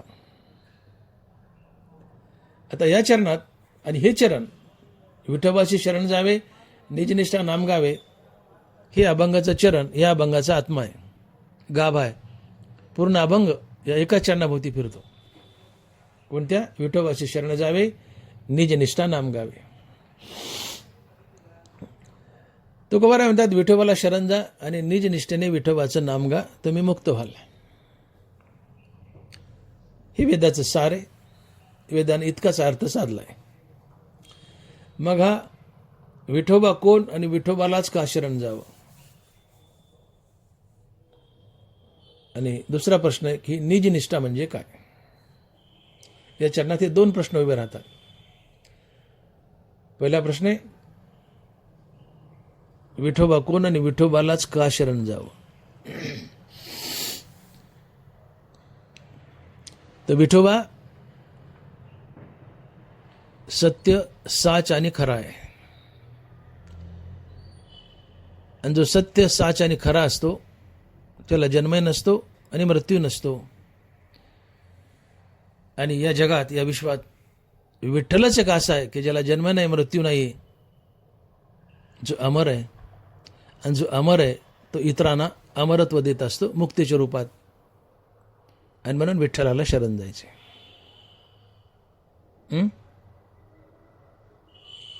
सत्य तू सत्य तू सत्य तू विठ्ठला, कागा हा दाविला जगतकार. या विश्वात एक विठ्ठलच सत्य आहे. विठ्ठल म्हणजेच कृष्ण, विठ्ठल म्हणजेच राम, विठ्ठल म्हणजेच विष्णू. हा एकटा विठ्ठल सत्य आहे आणि विठ्ठलाचं नाम सत्य आहे. सत्य साच खरे, नाम विठोबाचे बरे. जे नित्य आहे ते सत्य असतं आणि जे सत्य आहे ते अमर असते, त्याला कधी नाश नसतो. आणि म्हणून बघा की ज्यावेळेस सृष्टी निर्माण होते त्यावेळेस विठ्ठल आणि विठ्ठलाचं नाम जन्माला येत नाही, आणि सृष्टी नाहीशी होते त्यावेळेस विठ्ठल आणि विठ्ठलाचं नाम नाहीसं होत नाही. दरबारा लिहितात, आकाराचे नि झालेपणे जन्मधर्माते नेणे, आकार लोपी निमने नाही जया. असे आपल्या जी सहज स्थिती ब्रह्माची नित्यता जे असते तया नाव सुभद्रापती अध्यात्मक. असे आपल्या सहज स्थिती ब्रह्माची नित्यता असते. हा ब्रह्म म्हणजे विठ्ठल. ब्रह्माची जी नित्यता आहे, विठ्ठलाची जी नित्यता आहे, ही नित्यता म्हणजे विठ्ठलाचं अमरत्व. आणि म्हणून मी म्हणलो की जे नित्य आहे ते सत्य आहे. नित्य सत्य अमित हरिपाठ ज्यासी, कळीकाळ त्यासी न पायदृष्टी. नित्य नित्य सत्य अमित, जे नित्य ते सत्य, जे सत्य ते अमित अर्थात अमर्याद आहे. आणि जे अमर्याद आहे त्याच्यावर काळाची नजर पडत नसते. काळ त्याचा गुलाम असतो. काळाची नजर पडते जे मर्यादित आहेत, एकदिशी आहेत, एक शरीर आहेत तुमच्या आमच्यासारखी. काळ त्यांना ओढून नेतो. काळाची नजर त्यांच्यावर पडते. जे अमर्याद आहे त्याच्यावर काळाची नजर पडत नाही. आणि मग नित्य असत्य अमित हरिपाठ ज्यासी, कळीकाळ त्यासी न पाहे दृष्टी. जे नित्य ते सत्य, सत्य ते अमित अमर्याद आहे, आणि अमर्यादावर काळाची नजर पडत नाही. म्हणून विठ्ठल नित्य आहे, म्हणून सत्य आहे. सत्य म्हणून अमर्याद आहे, अमर्याद म्हणून विठ्ठलावर काळाची नजर पडत नाही. काळ विठ्ठलाचा गुलाम आहे आणि असा विठ्ठल याच्यावर काळाची नजर पडत नाही. तो अमर आहे, तोच एकटा अमर आहे, बाकी सगळं मर्क आहे. आणि विठ्ठलाच अमर आहे म्हणून असे अमरला शरण गेलं तर आम्हाला अमर करतो, मुक्ती देतो. म्हणून फक्त विठ्ठलाला शरण जायचे. विठोबाशी शरण जावे, निज निष्ठा नाम गावे. म्हणून विठ्ठलाला शरण जायचे. फलकट तो संसार येत सार भगवंत. तुका म्हणे ऐसा आहे श्रेष्ठाचार, नाम हेची सार विठोबाचे. या जगात दोनच गोष्टी सार आहेत, विठ्ठल भगवंत आणि विठ्ठलाचं नाव. फलकट तो संसार येत सार भगवंत. या जगात, या विश्वात विठ्ठल आणि विठ्ठलाचं नाम दोन गोष्टी सार आहेत. जे सार आहे ते नित्य, नित्य ते सत्य आहे आणि सत्य ते अमर आहे. अमर आहे. जगाच्या निर्मितीसोबत जन्मत नाही, जगाच्या नाशासोबत नाशही पावत नाही. म्हणून विठ्ठल आणि विठ्ठलाचं नाव अमर आहे. आणि अशा अमरला शरण गेलं तर तो आम्हाला अमर करतो, मुक्ती देतो. विठ्ठल सोडलं तर जगात कुणीच अमर नाही. हरिहरा भेद नका करू वाद, हे तर आलंच. हरिहर एकच आहेत दोन्ही देव. असा एकटा विठ्ठलच अमर आहे. आणि अशा अमर विठ्ठलाला शरण गेलं तर विठ्ठल आम्हाला अमर करतो, मुक्ती देतो. म्हणून फक्त विठ्ठलाला शरण जायचे. आणि महाराजचा अट्ठास आहे की विठोबाशी शरण जावे. वेद काय सांगतोय? अर्थ इतुकाची साधीला. वेद आनंद बोललाय पण इतकाच अर्थ साधलाय. काय? विठोबाशी शरण जावे, विठ्ठलाला शरण जा. का? तर तो अमर आहे आणि तो आम्हाला अमर करतो, मुक्ती देतो. म्हणून विठ्ठलाला शरण जायचे, विठोबाशी शरण जावे. आता विठोबाशी शरण जावे तर विठ्ठलाला शरण जा म्हणजे नेमकं कसं जा? आम्ही पंढरपूरला जातो, विठोबापुढे उभे राहतो, देवाच्या पाया पडतो, देवाच्या चरणावर मस्तक टेकवतो, हापडी तापडी गुळाची पापडी करतो, कानं धरतो, उड्या मारतो, गाणे ऐकत जातो, गप्पा हाणत जातो, गाणे गप्पा हाणत माघारी येतो, मधून मधून वाऱ्या करतो, हुकून चुकून नामस्मरण करतो. मग तुम्ही विठ्ठलाला शरण गेले का? असं वागणं म्हणजे विठ्ठलाला शरण जाणं आहे का?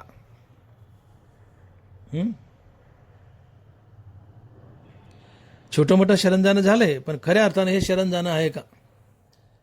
आता मी जे वर बोललो हे शरण जाणं म्हणजे शरण जाणं आहे का? तर नाहीये. ज्ञानोबा ज्ञानेश्वरीत शरण या शब्दाची व्याख्या सांगतायत की शरण म्हणजे काय.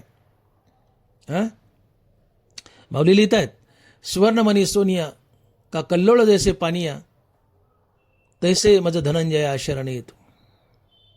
शरण म्हणजे काय है ना? शरण शरण हनुमंता, तुझा आलो रामदूता. शरण म्हणजे केवळ पंढरपूरला जायचं, पायपोड यायचं, गाणे ऐकायला जायचं, गाणे ऐकत यायचं, एक टूर केल्यासारखा, ही शरणागती नसते. मग शरणागती काय? विठ्ठलाला शरण जाणं म्हणजे नेमकं काय? खरं शरण म्हणजे काय? तर माऊली सांगतात की सुवर्णमणी सोनिया का कल्लोळ जैसे पानिया, तैसे मज धनंजया शरण येतो. शुद्ध सोन्याला शरण जायचे, शुद्ध सोनं बनून जा, शुद्ध सोन्यात मिसळाल. बट्टा म्हणून गेले तर बट्ट्यानं वेगळं राहाल. जाळात टाकले तुम्ही जळाल, सोनं मागं राहील शुद्ध, पण तुम्ही जळाल का? तर बट्टा आहे. शुद्ध सोन्याला शरण जायचे, शुद्ध सोनं बनून जा. पाण्याला शरण जायचे, पाणी बनून जा, पाण्यात मिसळाल. तसं देवाला शरण जायचे, देव बनून जा, देवात मिसळाल. सुवर्णमणी सोनिया का कल्लोळ जैसे पानिया, तैसे मज धनंजया शरण येतो. पाण्याला शरण जायचे, पाणी बनून जा, तेल बनून नाही. पाण्याला शरण जायचे आणि तेल बनून गेले तर तेल पाण्यावर तरंगतं, मिसळत नाही. का? तर तेल पाण्यापेक्षा हलकं आहे. गुरुजींनी प्रश्न विचारला मुलांना शाळेत, पोरांनो उत्तर द्या. म्हणले काय? पाण्यावर तेल तरंगतं का? तर तेल पाण्यापेक्षा हलकं आहे. पाण्यावर तेल तरंगतं, मग तेलावर काय तरंगतं? पोरं म्हणले भजे. भजे गुरुजी भजे. काय तर भजे तेलावर तरंगतात. विनोदाचा भाग सोडा. पाण्याला शरण जायचे, पाणी बनून जा, पाण्यात मिसळाल. देवाला शरण जायचे, देव बनून जा, देवात मिसळाल. आणि मग सुवर्णमणी सोनिया का कल्लोळ जैसे पानिया, तैसे मज धनंजया शरण येतो. दरबारा लिहित आहेत, जीवित वेची असिजे आणि मजही शरण रिगीजे, धिग्ग या बोली न लजे प्रज्ञा केवी. तुम्हाला काही लाज वाटत नाही का म्हणले? धिग्ग या बोली न लजे प्रज्ञा केवी. तुमच्या बुद्धीला काही लाज वाटत नाही का म्हणले? विकारानं बुजबुज झालंय, देह अवस्थेत आहात. नाना प्रकारचे विकार, काम, क्रोध, लोभ, मद, मोह, मत्सर, अहंकार, सगळे विकार काळजात, हृदयात बुजबुज झाले, अंतकरणात विकाराने. आणि विकार घेऊन मला शरण आलेत. या शरणागतीला शरण म्हणण्याला तुम्हाला काही लाज वाटत नाही का म्हणले? आणि जीवितवेची असिजे आणि मजहे शरण रिगीजे, दिग्ग या बोली न लजे प्रज्ञा केवी. जीवदशेत आहात, विकारात बद्ध आहात आणि मला शरण निघाल्यात विकार घेऊन. आणि देवा मी तुला शरण आलोय असं म्हणायला काही लाज वाटत नाही का म्हणले? विकार टाका, जीवदशा जाऊ द्या, देहाचा विसर पडू द्या. विकार टाका, देहाचा विसर पडू द्या.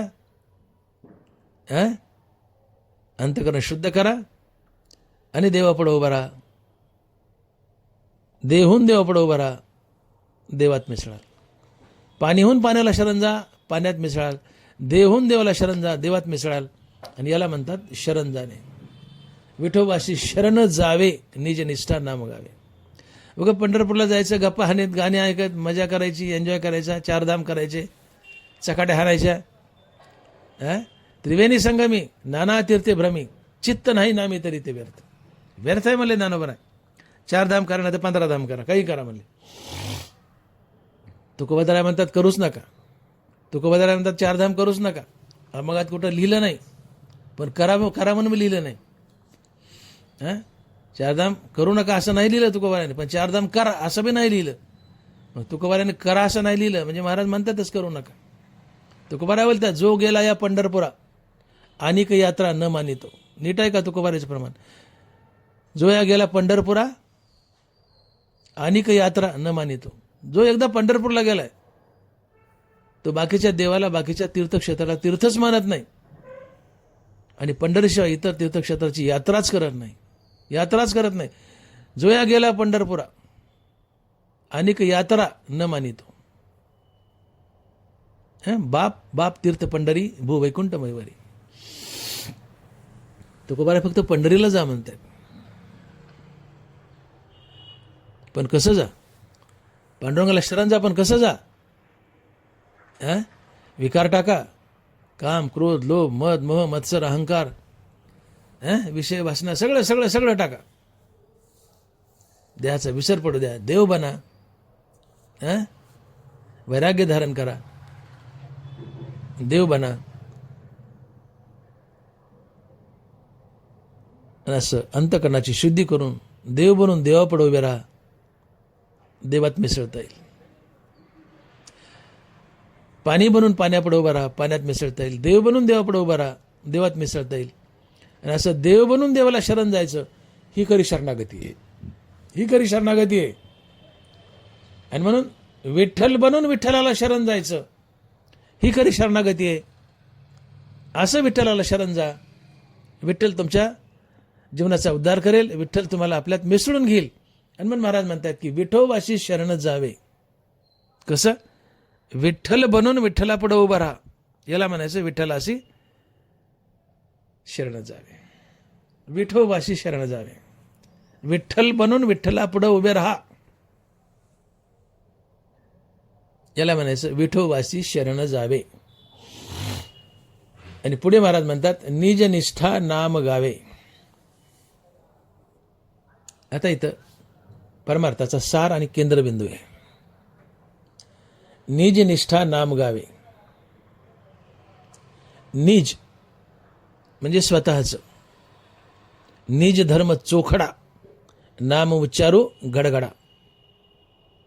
निज म्हणजे स्वतःच, आपलं जे मूळ स्वरूप आहे, आत्मस्वरूप, त्याची प्राप्ती होण्यासाठी निष्ठेनं विठ्ठलाचं नाम घेणं म्हणजे निजनिष्ठा नाम गावे. म्हणजे निजनिष्ठा नाम गावे. आपलं मूळ स्वरूप आहे मी कोण हा करावा विचार. म्हणे ज्ञानेश्वर निवृत्तीचा, मी कोण आहे? मी आत्मस्वरूप आहे. मी विश्वव्यापी वासुदेव श्रीकृष्ण आत्मस्वरूप आहे. मी आत्मा आहे.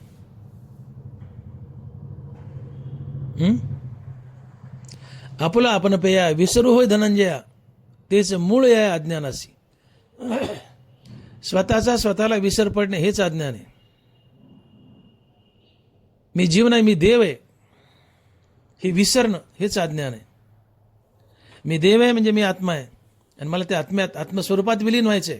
आलो निजाच्या माहेरा, भेटी रखमादेवीवर. मी आत्मस्वरूप आहे, आत्मस्वरूपात मला जायचंय. यासाठी विठ्ठलाचं मला निष्ठेनं नाम घ्यायचंय. याला म्हणतात निजनिष्ठा नाम गावे. निजनिष्ठा नाम गावे. आता या ठिकाणी निष्ठा शब्द अतिशय महत्वाचा आहे. अभंगाचं पूर्ण चिंतन एका निष्ठा शब्दावर आहे. विठ्ठलाचं नाम निष्ठेने घ्या.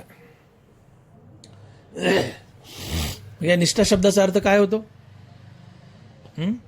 निसटा. निसटा नाही बरं का. निसटा म्हणजे निष्ठून जाणे.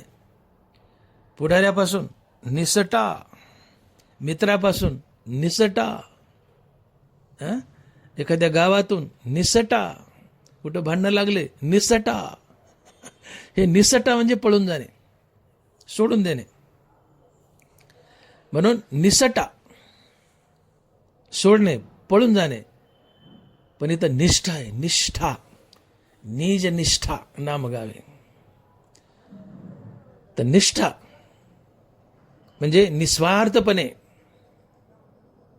कर्तव्य व प्रेम म्हणून समोरच्याला समर्पण करणे. निष्ठा म्हणजे निस्वार्थपणे कुठलाही हेतू न ठेवता समोरच्याला कर्तव्य व प्रेम म्हणून समर्पण करणे, ही निष्ठा असते. मग कुठलाही प्रसंग येऊ, सुखाचा येऊ की दुःखाचा येऊ, प्रसंगी मरायची पाळी आली तरी ज्याच्यावर निष्ठा आहे त्याला कधी सोडायचं नसतं. हे निष्ठा असते. मग देवाच्या नावावर जर निष्ठा असेल तर जीवनात सुखी हो दुःखी हो विठ्ठलाचं नाम सोडायचं नसतं. आणि मग तुकोबराय बोलतात की विठ्ठल सुखा विठ्ठल दुखा तुकया मुखा विठ्ठल. अहो दुःखात तर देवाचं कुणी नाव घेईल? टोकाचा नास्तिक आहे. कधी देवाकडे डुंकून पाहत नाही, देवाचं नाव घेत नाही. पण एकच मुलगा आहे आणि ते वर्षाच्या शेवटी झाले. वैशीच्या शेवटी एकच वांजवटी. उशिरा झाले आणि एकटंच किडकुले आणि फार सिरियस आहे. ICU मध्ये ऍडमिट आहे आणि डॉक्टर बाहेर येऊन सांगतात की याच्या जगण्याची अजिबात शक्यता नाही. आम्ही प्रयत्न करतोय पण पेशंट अतिशय सिरियस आहे. वाचेल की नाही सांगता येत नाही. जास्त करून हा मरेलच. असं ज्यावेळेस वाक्य कानावर पडतं त्यावेळेस पायाखालची जमीन सरकते. टोकाचा नास्तिक आहे, नंबर 1चा लुच्छ आहे, लबाड आहे, भ्रष्ट आहे, करप्ट आहे, दारुड्या, खदाडा, पिदाडा, व्यभिचारी सगळा, देवाला शिवाय देणारा, कधी मंदिरात न जाणारा, कधी नाव न घेणारा, देवाकडे डुंकून न पाहणारा. पण कानावर पडले, डॉक्टर म्हणतो याचा भरोसा नाही, हे मरलच. पायाखालची जमीन सरकते आणि मग देव आठवतो. पांडुरंगा वाचव रे बाबा, मागचं पाप मला माफ कर रे बाबा, पांडुरंगा वाचव रे मला. तुम्हाला देवाचा धावा केल्याशिवाय पर्यायच नसतो. पर्यायच नसतो. किती नास्तिक असू द्या, एका क्षणात माज उतरतो पैशाचा, वाईट वागल्याचा. तुम्ही देवाचा धावा करता. हा दुःखातला धावा आहे. अहो दुःखात धावा कुणी करलो? दुःखात जेवढा टाहू फोडता, धावा करता देवाचा, तितकाच टाहू आणि धावा सुखातही करा.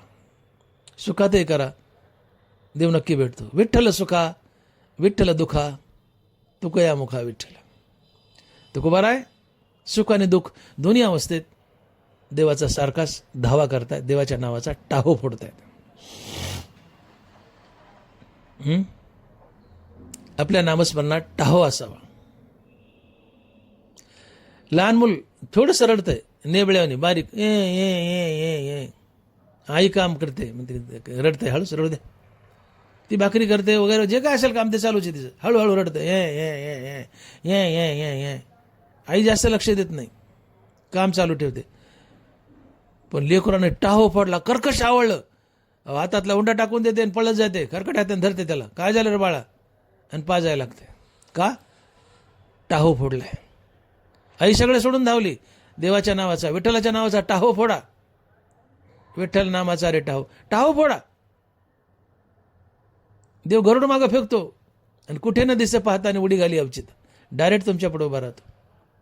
नाम उच्चारिता कंठी, पुढे उभा जगजेठी, तात्काळ हजर आहे. नामात टाहो फोडा, तळमळ असावी, तळमळ असावी, देव भेटण्याची निष्ठा असावी. आणि म्हणून भगवंताशी एवढी अटॅचमेंट, एवढी जवळीक की प्रसंग सुखाचा असो दुःखाचा असतो, सुखाचा असो दुःखाचा असो, विठ्ठलाच्या नामाला विसरायचं नसतं. ही निष्ठा असते. किती मोठं दुःख येऊ द्या, विठ्ठलाचं नाव बंद करायचं नाही, चालूच ठेवायचं. दुःखातही, सुखात तर ठेवाच, पण दुःखातही चालू ठेवायचं. ही निष्ठा आहे. आणि मग तुकोबाराय उदाहरण देत आहेत. पाहते पांडव अखंड वनवासी, परी त्या देवासी आठविती. सगळं जीवनच वनवासात गेलं ना पांडवाचं, पण देवाला विसरले का? नाही. क्षणभर न विसंबे विठ्ठल रुक्मिणी. पाहते पांडव अखंड वनवासी, परी त्या देवासी आठविती. कमालीचे दुःख आले जीवनात, पण कधी नाराज झाले नाही देवावर की देवा तुझी भक्ती करून दुःख पाठवतोस. नाही नाही नाही, प्रेमानं आळवीत होते देवाला. जीवनच वनवासात गेलं तरी देवाला विसरले नाही. पाहते पांडव अखंड वनवासी, परी त्या देवासी आठविती.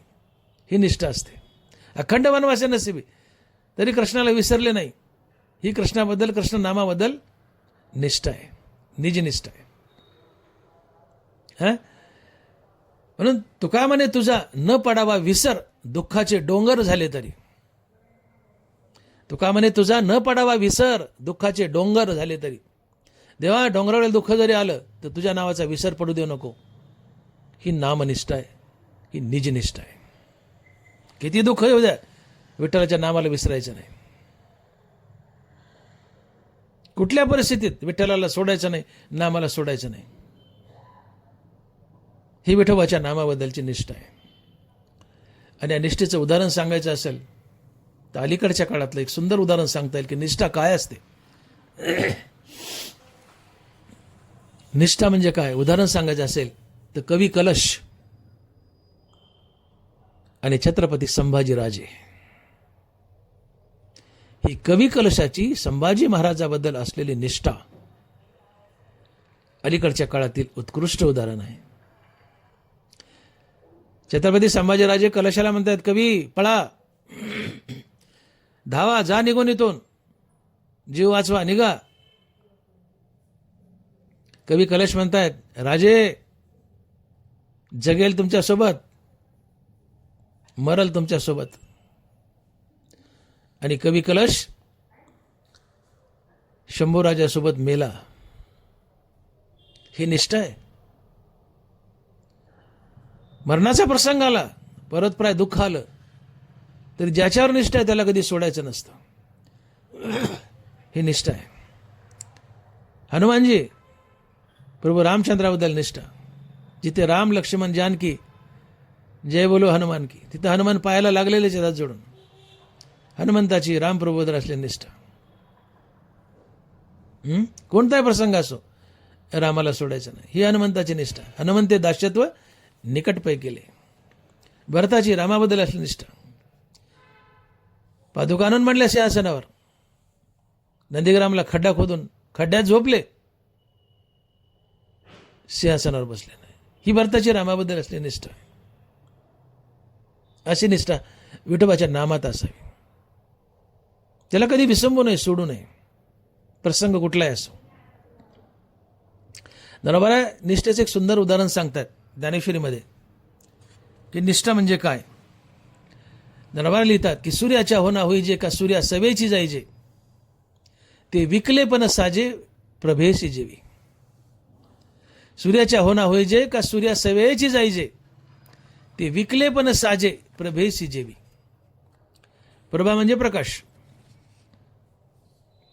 सूर्य उगवला, प्रभा आलीच. सूर्य मावळला, प्रभा गेलीच. हे प्रभेने, प्रकाशाने सूर्याला विकलंय, प्रकाशाला विकलंय. तसं विठ्ठल नामाला विका. तुम्ही विठ्ठल नामाला विका, ही निष्ठा आहे. सूर्याच्या होना होईजे का सूर्या सवेची जाईजे, हे विकले पण साजे प्रभेशी जेवी. सूर्य उगवला, प्रकाश आला. सूर्य मावळला, प्रकाश अर्थात प्रभा गेली. या प्रभेने सूर्याला विकलंय. जिथं सूर्य तिथं मी. तसं जिथं विठ्ठल आणि विठ्ठलाचं नाम तिथं मी. विठ्ठलाला आणि विठ्ठलाच्या नामाला विका. विठ्ठलाने विठ्ठलाच्या नामासाठी जगा.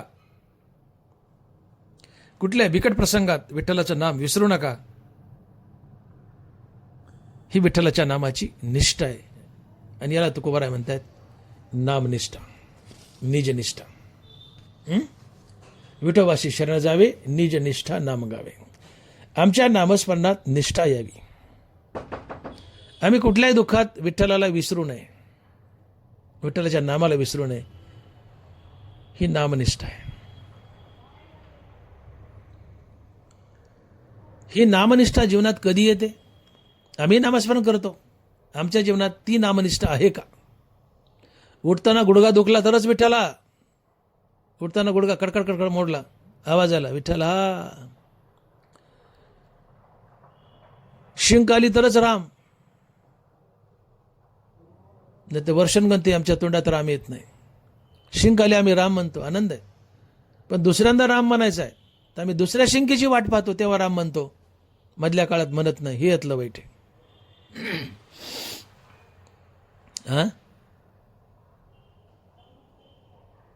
हंगामी भक्ती आहे.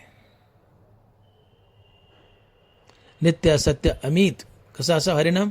नित्य सत्य आणि अमित अखंडित असावं.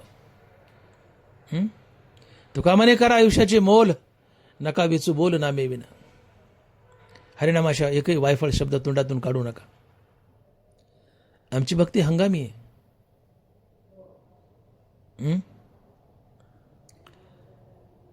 आमची भक्ती परिपक्व होत नाही.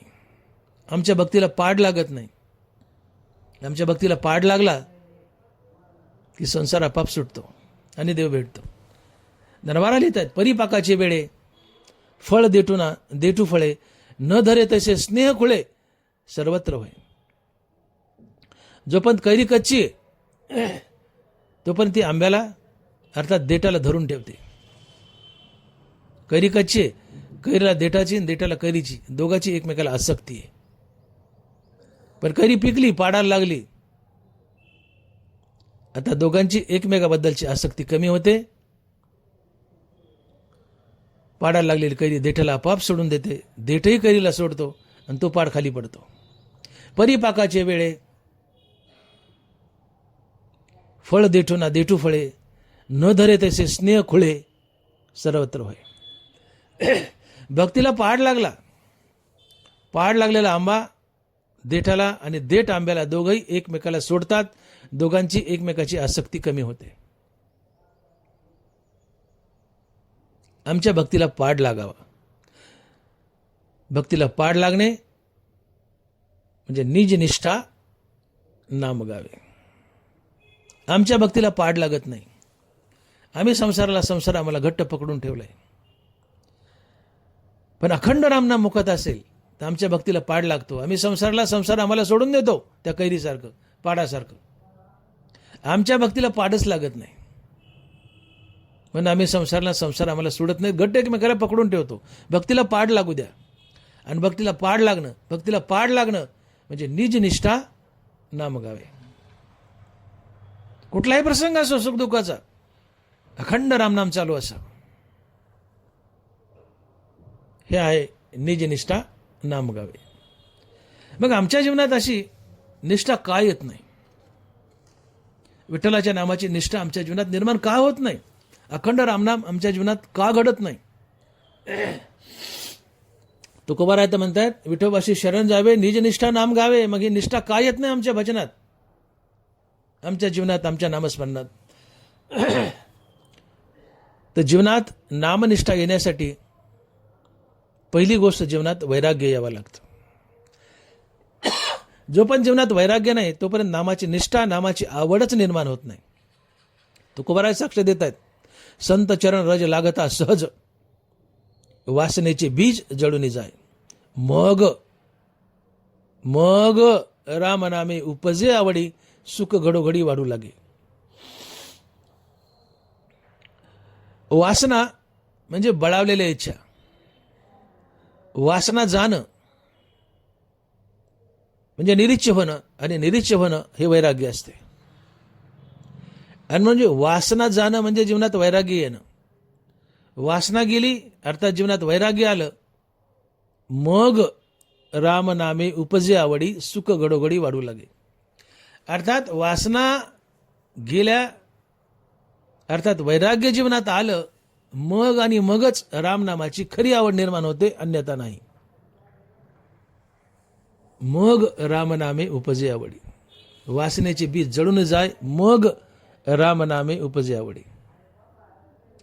आता जोपर्यंत वैराग्य जीवनात नाहीये तोपर्यंत नामाची खरी आवड निर्माणच होत नाही. आवडीने भावे हरिनाम घेसी, तुझी त्याची सर्व चिंता आहे. ही आवडीने भावे, ही आवड म्हणजेच वैराग्य. आवड म्हणजेच वैराग्य. विषय तो त्यांचा झाला नारायण, ना आवडे धन जन माता पिता. धन जन माता पिता काही न आवडणं, एक विठ्ठल आणि विठ्ठलाचं नामच आवडणं, ही आवड, खरी आवड आणि वैराग्य असते. विठ्ठलाच्या नामाची आवड म्हणजेच वैराग्य, किंवा वैराग्य जीवनात आलं तेव्हाच विठ्ठलाच्या नामाची खरी आवड निर्माण होते, अन्यथा नाही. आणि मग तुमच्या आमच्या जीवनात नामनिष्ठा नाहीये, विठोबाच्या नामाची खरी आवड नाही, याचं कारण आमच्या जीवनात वैराग्य नाहीये. आणि मग जोपर्यंत वैराग्य जीवनात नाहीये तोपर्यंत नामनिष्ठा जीवनात येतच नाही. जीवनात वैराग्य आणा, जीवनात नामनिष्ठा येईल, आणि मग खऱ्या अर्थाने तुकोबारायचं हे चरण सफल होईल. विठोबाशी शरण जावे निज निष्ठा नाम गावे. जीवनात वैराग्य आलं तरच रामनामाची खरी आवड अर्थात रामनामाबद्दल निष्ठा निर्माण होते. म्हणजे जीवनात वैराग्य आणा, तुमच्या जीवनात नामनिष्ठा येईल. दुसरी गोष्ट, तुम्हाला देहाचा विसर पडावा. तुम्हाला देहाचा विसर पडावा. जो पण देहाचा विसर पडत नाही तोपर्यंत तुम्हाला सुखही मिळत नाही, आणि देवाच्या नामाचं खरं चिंतनही तुमच्याकडून घडत नाही. तुका म्हणे सुख देहाच्या निरसने, चिंतने चिंतने तदुरूपता. तुका म्हणे सुख देहाच्या निरसने, चिंतने चिंतने तदुरूपता.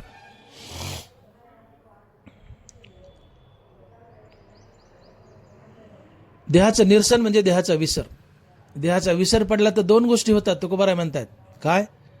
देहाचा विसर पडला तर तुम्हाला सुख मिळतं, आणि देहाचा विसर पडला तरच तुमच्याकडून विठ्ठलाच्या नामाचं खरं चिंतन घडतं, आणि चिंतन नामनिष्ठ असते.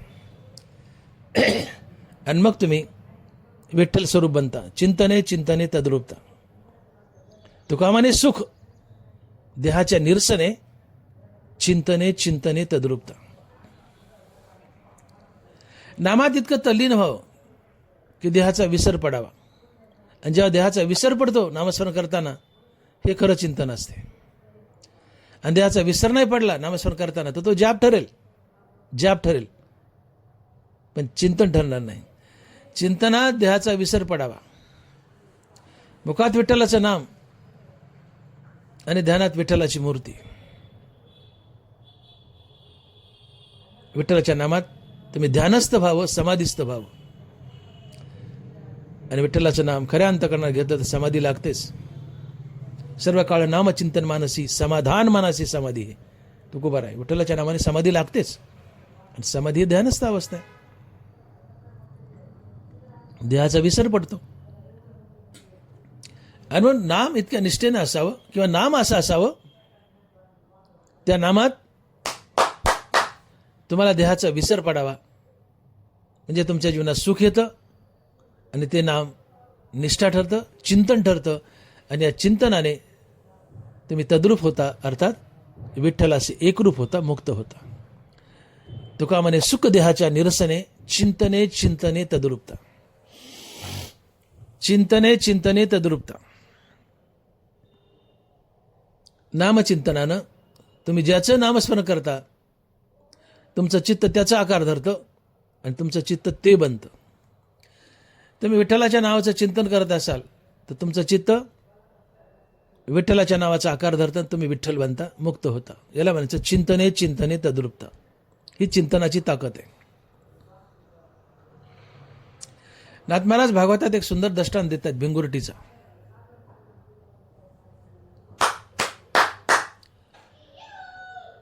नाथ महाराज म्हणतात एक कुंभारीन नावाचा किडा असतो ज्याला भिंगुरटी म्हणतात. ही कुंभारीन घराच्या खांडाला, माळवद्याला किंवा कुठे बिल्डिंगला, जुन्या काळी खांड होते माळवद्याचे, एक मातीचं घर तयार करते ज्याला आपण कुंभारणीचं घर म्हणतो. छोटासा किडा असतो हिरवट रंगाचा बारीकसा. ही कुंभारीन गवतावरून एक आळी पकडून आणते आणि ते आपल्या घरात डांबून ठेवते. आणि ही कुंभारीन त्या आळीला खातही नाही आणि मारितही नाही, नुसती डांबून ठेवते. ती आळीला धाक पडतो. ती आळी सारखं चिंतन करते. कुंभारीन बाहेर गेली, आता माघारी येईल, आली मला मारील का, मला खाईल का, मला मारील का, मला खाईल का. ती आळीला सारखा धाक आणि चिंतन कुंभारणीचं. ती कुंभारणीचं चिंतन करते. कुंभारीन येईल का, आली तर मला मारील का, मला खाईल का, मला मारील का, मला खाईल का. ती आळी सारखं चिंतन करते. कोणाचं? कुंभारणीचं. आणि कुंभारणीचं सारखं चिंतन केल्यामुळे एक दिवस त्या आळीला पंख फुटतात, ती कुंभारीन बनते आणि उडून जाते. याला म्हणायचं चिंतने चिंतने तद्रूपता. तसं तुम्ही विठ्ठल नामाचं सारखं चिंतन केलं, ज्या देहाचा विसर पडतो त्या विठ्ठल नामाच्या सारख्या चिंतनानं तुमचं चित्त विठ्ठलाचा आकार धरतं, विठ्ठल स्वरूप बनतं, विठ्ठलच बनतं. तुम्ही तद्रूप बनता, विठ्ठल बनता. आणि याला महाराज म्हणतात चिंतने चिंतने तद्रूपता. आणि म्हणून भगवंताच्या नामाचं चिंतन साधावं यासाठी देहाचा विसर पडावा लागतो. तुकोबाराय बोलतायत, पुन्हा पुन्हा बोललोय मी. तुका म्हणे सुख देहाच्या निरसने चिंतने चिंतने तद्रूपता. निरसन म्हणजे देहाचा विसर. देहाचा विसर, नामस्मरणात देहाचा विसर पडला तरच तुम्हाला सुख लाभतं. आणि तुमच्याकडून ते नामस्मरण चिंतन घडतं आणि त्या चिंतनानं तुम्ही तद्रूप होता, अर्थात विठ्ठल बनता. आणि विठ्ठलाच्या नामाची नामनिष्ठा असते. आणि म्हणून निजनिष्ठा नाम गावे. विठोबाशी शरण जावे, निजनिष्ठा नाम गावे. अशा निष्ठेने भगवंताचं नाम घ्या.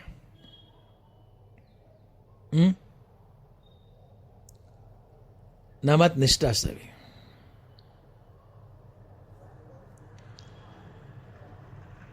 आणि म्हणून जीवनात वैराग्य यावं. विठ्ठलाचं नाम निष्ठेने घेतलं जातं, आवडीने घेतलं जातं. देहाचा विसर पडावा. विठ्ठलाचं नाम निष्ठेने घेतलं जातं, आवडीने घेतलं जातं. तुम्हाला देहाची नश्वरता कळावी,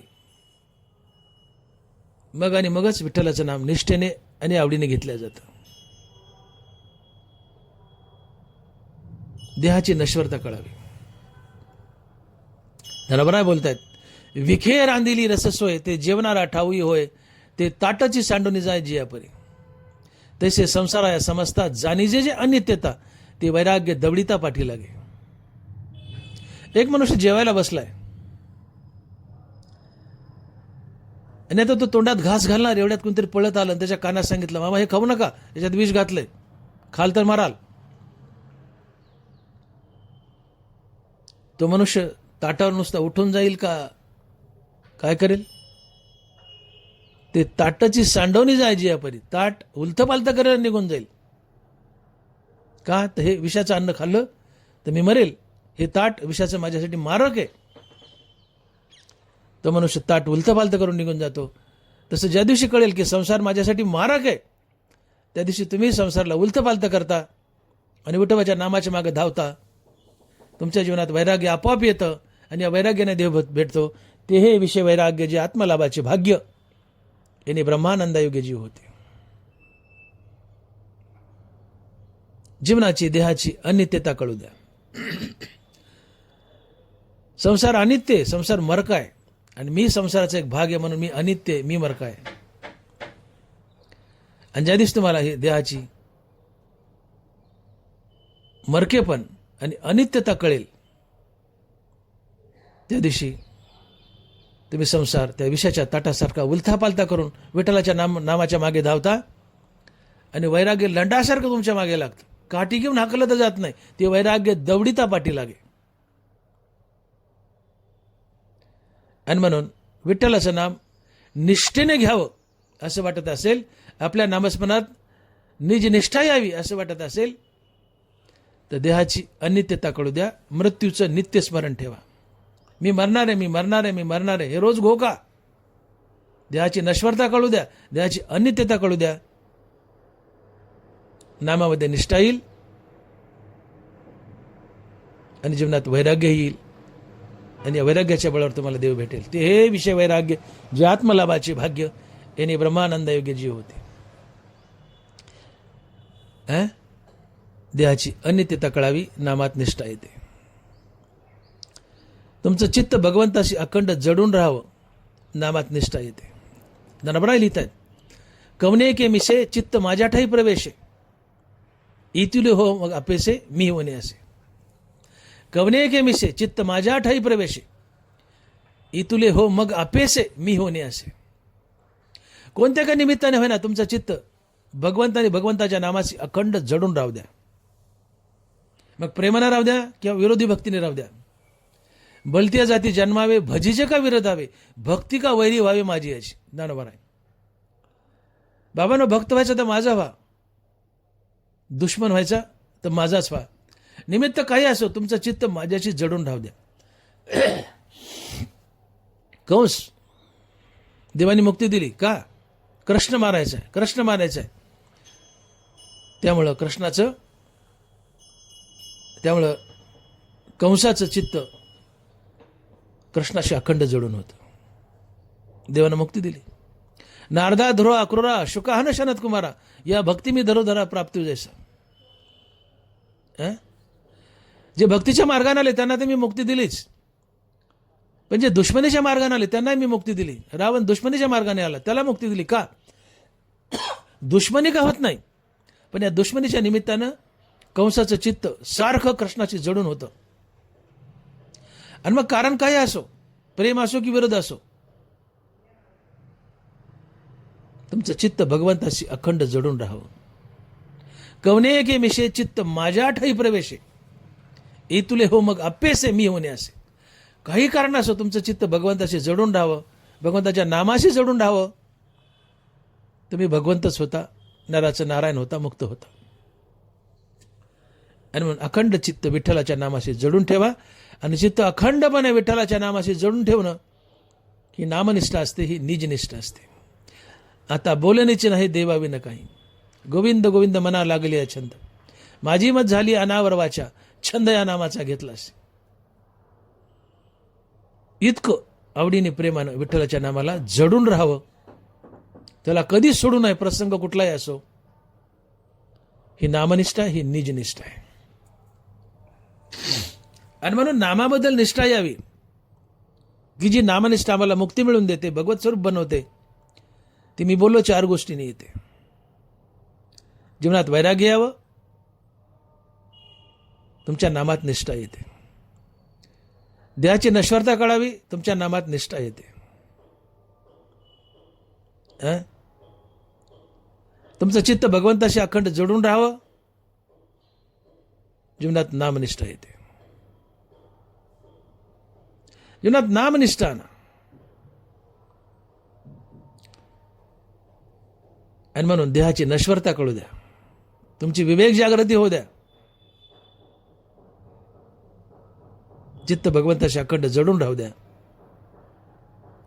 नामात निष्ठा येईल आणि नामनिष्ठा ही निजनिष्ठा तुम्हाला एक दिवस देव करेल, भगवंत करेल, तुम्ही मुक्त व्हाल. आणि म्हणून नाम हे अखंडित असावं, सदैव असावं, नित्य असत्य अमित हरिपाठ जैसी. आणि असं निष्ठेने नाम गायलं तर तुकोबाराय म्हणतात, आवडी विठ्ठल गायजे एकांती, अलभ्यते इति लाभ घरा. आवडी विठ्ठल गायजे एकांती, अलभ्यते इति लाभ घरा. निष्ठेने आवडीने विठ्ठलाचं नाम गा, अलभ्य असे लाभ घरात येतात. हे अलभ्य लाभ म्हणजे काय? आम्ही म्हणतो सहज एखादा मनुष्य भेटला, बाबा अलभ्य लाभ झाला बाबा. अरे ते मर्क आहे, ते मर्क भेटलं त्याला कसा अलभ्य लाभ म्हणतात? अलभ्य लाभ म्हणजे जे कधीच मिळत नाही किंवा मिळालं तर मोठ्या मुश्किलीने मिळतं, ते अलभ्य लाभ असतो. एखादा मनुष्य भेटला, बाबा राम राम राम राम, जय रे जय रे, अलभ्य लाभ आहे, तुम्ही भेटले. अरे तू मरका ते मरकान कसला अलभ्य लाभ आहे? अविनाशाची प्राप्ती हा अलभ्य लाभ असतो. अविनाशाची प्राप्ती हा अलभ्य लाभ असतो. आणि यात या अलभ्य लाभात काय काय येतं? विवेक वैराग्य, श्रीगुरूची भेट, त्यातून आत्मज्ञानाची प्राप्ती आणि त्यातून मुक्ती किंवा मुक्तीवर पाचवा पुरुषार्थ भक्ती अर्थात संतपद, या गोष्टींची प्राप्ती म्हणजेच अलभ्य लाभ, म्हणजेच अलभ्य लाभ, इतर काही नाही. विवेक वैराग्य, श्रीगुरूची भेट, आत्मज्ञान, मुक्ती आणि भक्ती अर्थात संतपद, या सर्वांची प्राप्ती हा अलभ्य लाभ आहे. मग अलभ्य लाभ कधी मिळतो? आवडी विठ्ठल गायजे एकांती, अलभ्यते इति लाभ घरा. निष्ठेने नाम घ्या, आवडीने नाम घ्या, हे सगळे अलभ्य लाभ घरात येतात, जीवनात येतात आणि तुम्ही मुक्त होता. मग नाम हे निष्ठेने घ्या. काय काय फायदे होतात? नामे विजय विरक्त, नामे निर्मळ होय चित्त, नामे साधे गुणातीत, नामे निर्मुक्त भवपाश. नामे विजय विरक्त, नामाने जीवनात विवेक वैराग्य, नामे निर्मळ होय चित्त, नामाने चित्त शुद्ध होतं, निर्मळ होतं, काम क्रोधादी अहंकार विकार जातात. नामे साधे गुणातीत, नामानं त्रिगुण जातात. सत्वरजतम आपण नासती करिता भक्ती या विठ्ठलाची. नामाने त्रिगुण जातात, तुम्ही गुणातीत होतात. गुणातीत होणं म्हणजे मुक्ती, संत अवस्था. नामे निर्मुक्त भवपाश, नामानं तुम्ही मुक्त होता. नामे होय जे विरक्त, नामे निर्मळ चित्त, नामे होय जे विरक्त, नामे निर्मळ होय चित्त, नामे साधे गुणातीत, नामे निर्मुक्त भवपाश. नामाने विवेक वैराग्य, चित्ताची शुद्धी, गुणातीत अवस्था, मुक्ती, आणि अशा शुद्ध चित्तात देव राहिले तो. तुका म्हणे चित्त करावे निर्मळ, येऊन गोपाळ राहे तिथं. अर्थात नाम तुम्हाला मुक्ती देतं, पण ते नाम कसं असावं? निष्ठेने असावं. निज निष्ठा नाम गावे. हंगामी नामस्मरण असं, उठताना गुडगा दुखला तरच विठ्ठला, ना शिंकालीतच राम, नो, असं नाम नकोय. नित्य असावं नाम, नित्य असावं, निष्ठेने असावं, निज निष्ठेने असावं. ते तुम्हाला अलभ्य लाभ करून देतं, मुक्ती देतं. नाम हे चिंतन असावं, ते तुम्हाला मुक्ती देतं. नाम जाप नसावं. चित्त नाही नामी तरी ते व्यर्थ. नाम घेत आहेत पण चित्त इकडे तिकडे भटकत आहे. नामस्मरणात चित्ताला बांधा, ठाईच बैसुनी करा एक चित्त, आवडी अनंत आळवावा. एक चित्त करा, चित्त हरिनामात बांधा. चित्त हरिनामात बांधून आवडीने हरिनाम घ्या. हे चिंतन असते. आणि चिंतनानं चिंतने तद्रूपता ही नामनिष्ठा असते. म्हणून विठोबाशी शरण जावे, निज निष्ठा नाम गावे. विठोबाशी शरण जावे, निज निष्ठा नाम गावे. आणि मग महाराज म्हणतात की वेद अनंत बोलीला अर्थ इतुकाची साधीला. काय काय अर्थ साधलाय? विठोबाशी शरण जावे निज निष्ठा नाम गावे. वेद अनंत बोललाय, पण त्यातून एकच अर्थ साधलाय, अगदी छोटासा. काय? इतुकाची. इतकाच अर्थ साधलाय. काय? विठोबाशी शरण जावे निज निष्ठा नाम गावे. विठ्ठलाला शरण जा आणि निष्ठेने, निज निष्ठेने त्याचं नाम घ्या. तुमचं कल्याण होईल, तुम्ही मुक्त व्हाल. हा परमार्थाचा सार आहे, जीवनाचा सार आहे. आणि मग मी बोलून गेलो, तुम्ही कीर्तन प्रवचन करा, ऐका, कथा कीर्तन करा, कथा कीर्तनात बसा. महाराजांनी काय सांगितलं हे नाही ध्यानात राहिलं चालेल. आज या कीर्तनातून मी जे बोलतोय हे चिंतन जरी तुम्हाला ध्यानात नाही राहिलं आणि नाही बिरात, हे बोललेलं चिंतन नाही ध्यानात राहिलं चालेल, पण यातून एक ध्यानात राहू द्या की डॉक्टर मोठे महाराज सांगत होते, भागवत महाराज सांगत होते, काय की विठ्ठलाचं नाम निष्ठेने घ्या, तुमचं कल्याण होईल, मुक्त व्हाल. एवढंच ध्यानात ठेवा. आणि हेच प्रत्येक कीर्तनाचं सार आहे, प्रत्येक प्रवचनाचा सार आहे. तो महाराज काय सांगतो ध्यानात राहू की नाही राहू, काही घेणं देणं नाही. पण महाराजांनी एकच सांगितलं, मी कीर्तनातून एकच घेतलं आणि महाराजांनी एकच सांगितलं. काय? तर विठोबाशी शरण जावे निज निष्ठा नाम गावे. एवढं मला कळालं आणि मी हे करणार, हेच कळावं, तुम्ही मुक्त होता. जीवाचं सोनं होतं, तुमचं कल्याण होतं. आणि म्हणून विठोबाशी शरण जावे निज निष्ठा नाम गावे. विठोबाला शरण जा आणि निज निष्ठेने त्याचं नाम घ्या, उद्धार होईल, मुक्त व्हाल. आणि हेच वेदाचं सांगणे, वेदाचं सार आहे. एवढाच अर्थ वेदानं साधलाय. म्हणून अर्थ इतुकाची साधीला. काय? विठोबाशी शरण जावे निज निष्ठा नाम गावे. आता धनबराज जसं बोलले की 14 जाणं सही शास्त्र कारण 18 पुराणी हरीशी गाती. वेद अनंत बोललाय, त्याचा अर्थ इतकाच साधलाय. काय? तर विठोबाशी शरण जावे निज निष्ठा नाम गावे. जसं चार वेदानं सांगितलंय, काय? विठोबाशी शरण जावे निज निष्ठा नाम गावे. तसं 6 शास्त्र आहेत, ते 6 शास्त्र हेच सांगतायत. काय? या भंगाच्या 3ऱ्या चरणात.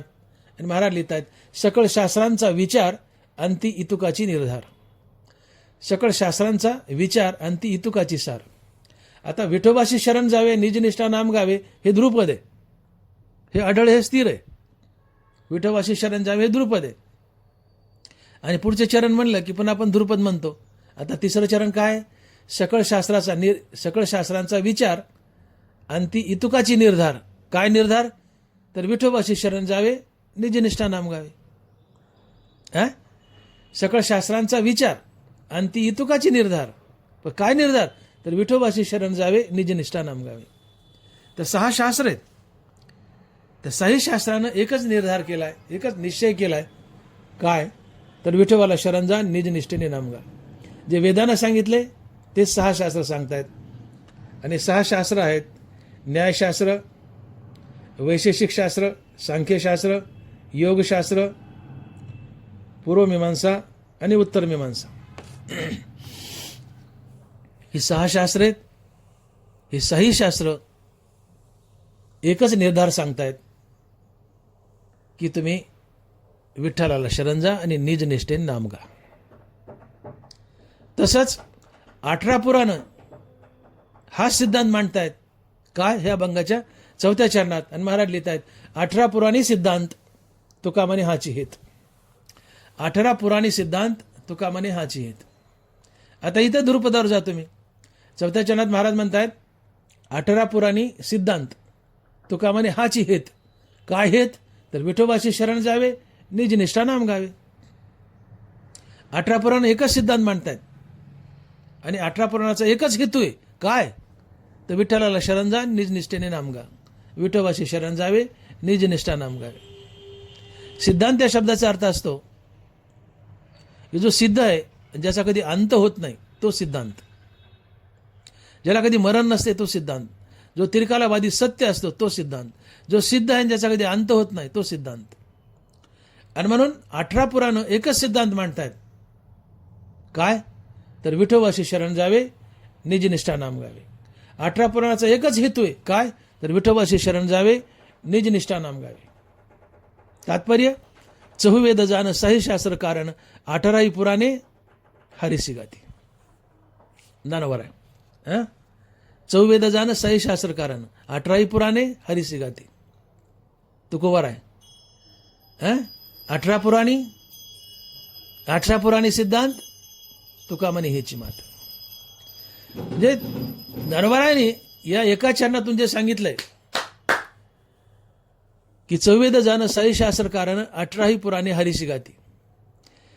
ज्ञानोबारायांनी एका चरणात सांगितलंय या सगळ्या तिन्ही गोष्टी. तुकोबारायांनी या सगळ्या गोष्टी 4 चरणात घेतल्यात. पहिल्या चरणात वेद घेतलाय, तिसऱ्यात शास्त्र आणि चौथ्यात पुराण. जे ज्ञानोबारायांनी एका चरणात जे सांगितले ते तुकोबारायांनी 4 चरणात सांगितले. पहिल्यात वेद, तिसऱ्यात शास्त्र, चौथ्यात पुराण. आणि या सगळ्यांचा एकच हेतू, एकच निर्धार काय, तर विठोबाशी शरण जावे निज निष्ठा नाम गावे. तर तिकडे ज्ञानोबा म्हणतात चौवेद जाण साई शास्त्र कारण 18 पुराणे हरिसी गाती. याचा अर्थ वेद 6 शास्त्र, 4 वेद 6 शास्त्र आणि 18 पुराणे एकच विचार मांडतायत, एकच सिद्धांत मांडतायत. त्यांचा एकच हेतू आहे काय, तर विठोबाशी शरण जावे निज निष्ठा नाम गावे. आणि म्हणून 18 पुराणी सिद्धांत तुका म्हणे हाची हेत. 18 पुराणी सिद्धांत तुका म्हणे हाची हेत. विठोबा रखुमाई, जय जय विठोबाय रखुमाई, विठोबाय रखुमाई, जय जय विठोबाय रखुमाई, विठोबाय रखुमाई. याच्यामध्ये आपण अभंगाचा भावार्थ पाहिलाय. 2 मिनिटात सारांश. तुकोबाराय बोलतायत वेद अनंत बोलीला अर्थ तुकाची साधीला. विठोबाशी शरण जावे निज निष्ठा नाम गावे. सकळ शास्त्राचा विचार आणि ती तुकाची निर्धार. 18 पुराणी सिद्धांत तुका म्हणे हाची हेत. तुकोबाराय या 4 चरणातून सांगतायत की बाबांनो, वेद अनंत बोललाय, वेद महासागर आहे, तो अनंत बोललाय, पण त्यातून इतकाच अर्थ साधलाय. वेदाचं एकच सार निघालंय काय, तर विठोबाशी शरण जावे निज निष्ठा नाम गावे. म्हणून जो वेद आहे आमचा शासक आहे,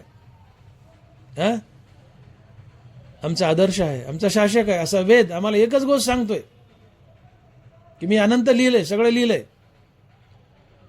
पण त्यातलं अशाश्वत टाकून घ्या, शाश्वत उचला. आणि ते शाश्वत आहे विठोबाशी शरण जावे निज निष्ठा नाम गावे, तुमचं कल्याण होईल. तर वेद एकच सांगतोय की विठोबाला शरण जा आणि निज निष्ठेने त्याचं नाम घ्या, तुम्ही मुक्त व्हाल, संत व्हाल, तुमचं कल्याण होईल. सोबत 6 शास्त्रही आणि 18 पुराणे हेच सांगतायत की बाबांनो, जे वेद बोललाय आम्ही तेच बोलतोय काय, तर विठोबाशी शरण जावे निज निष्ठा नाम गावे. ज्ञानेश्वर माऊली, ज्ञानराज माऊली तुकाराम, ज्ञानेश्वर माऊली, ज्ञानराज माऊली तुकाराम.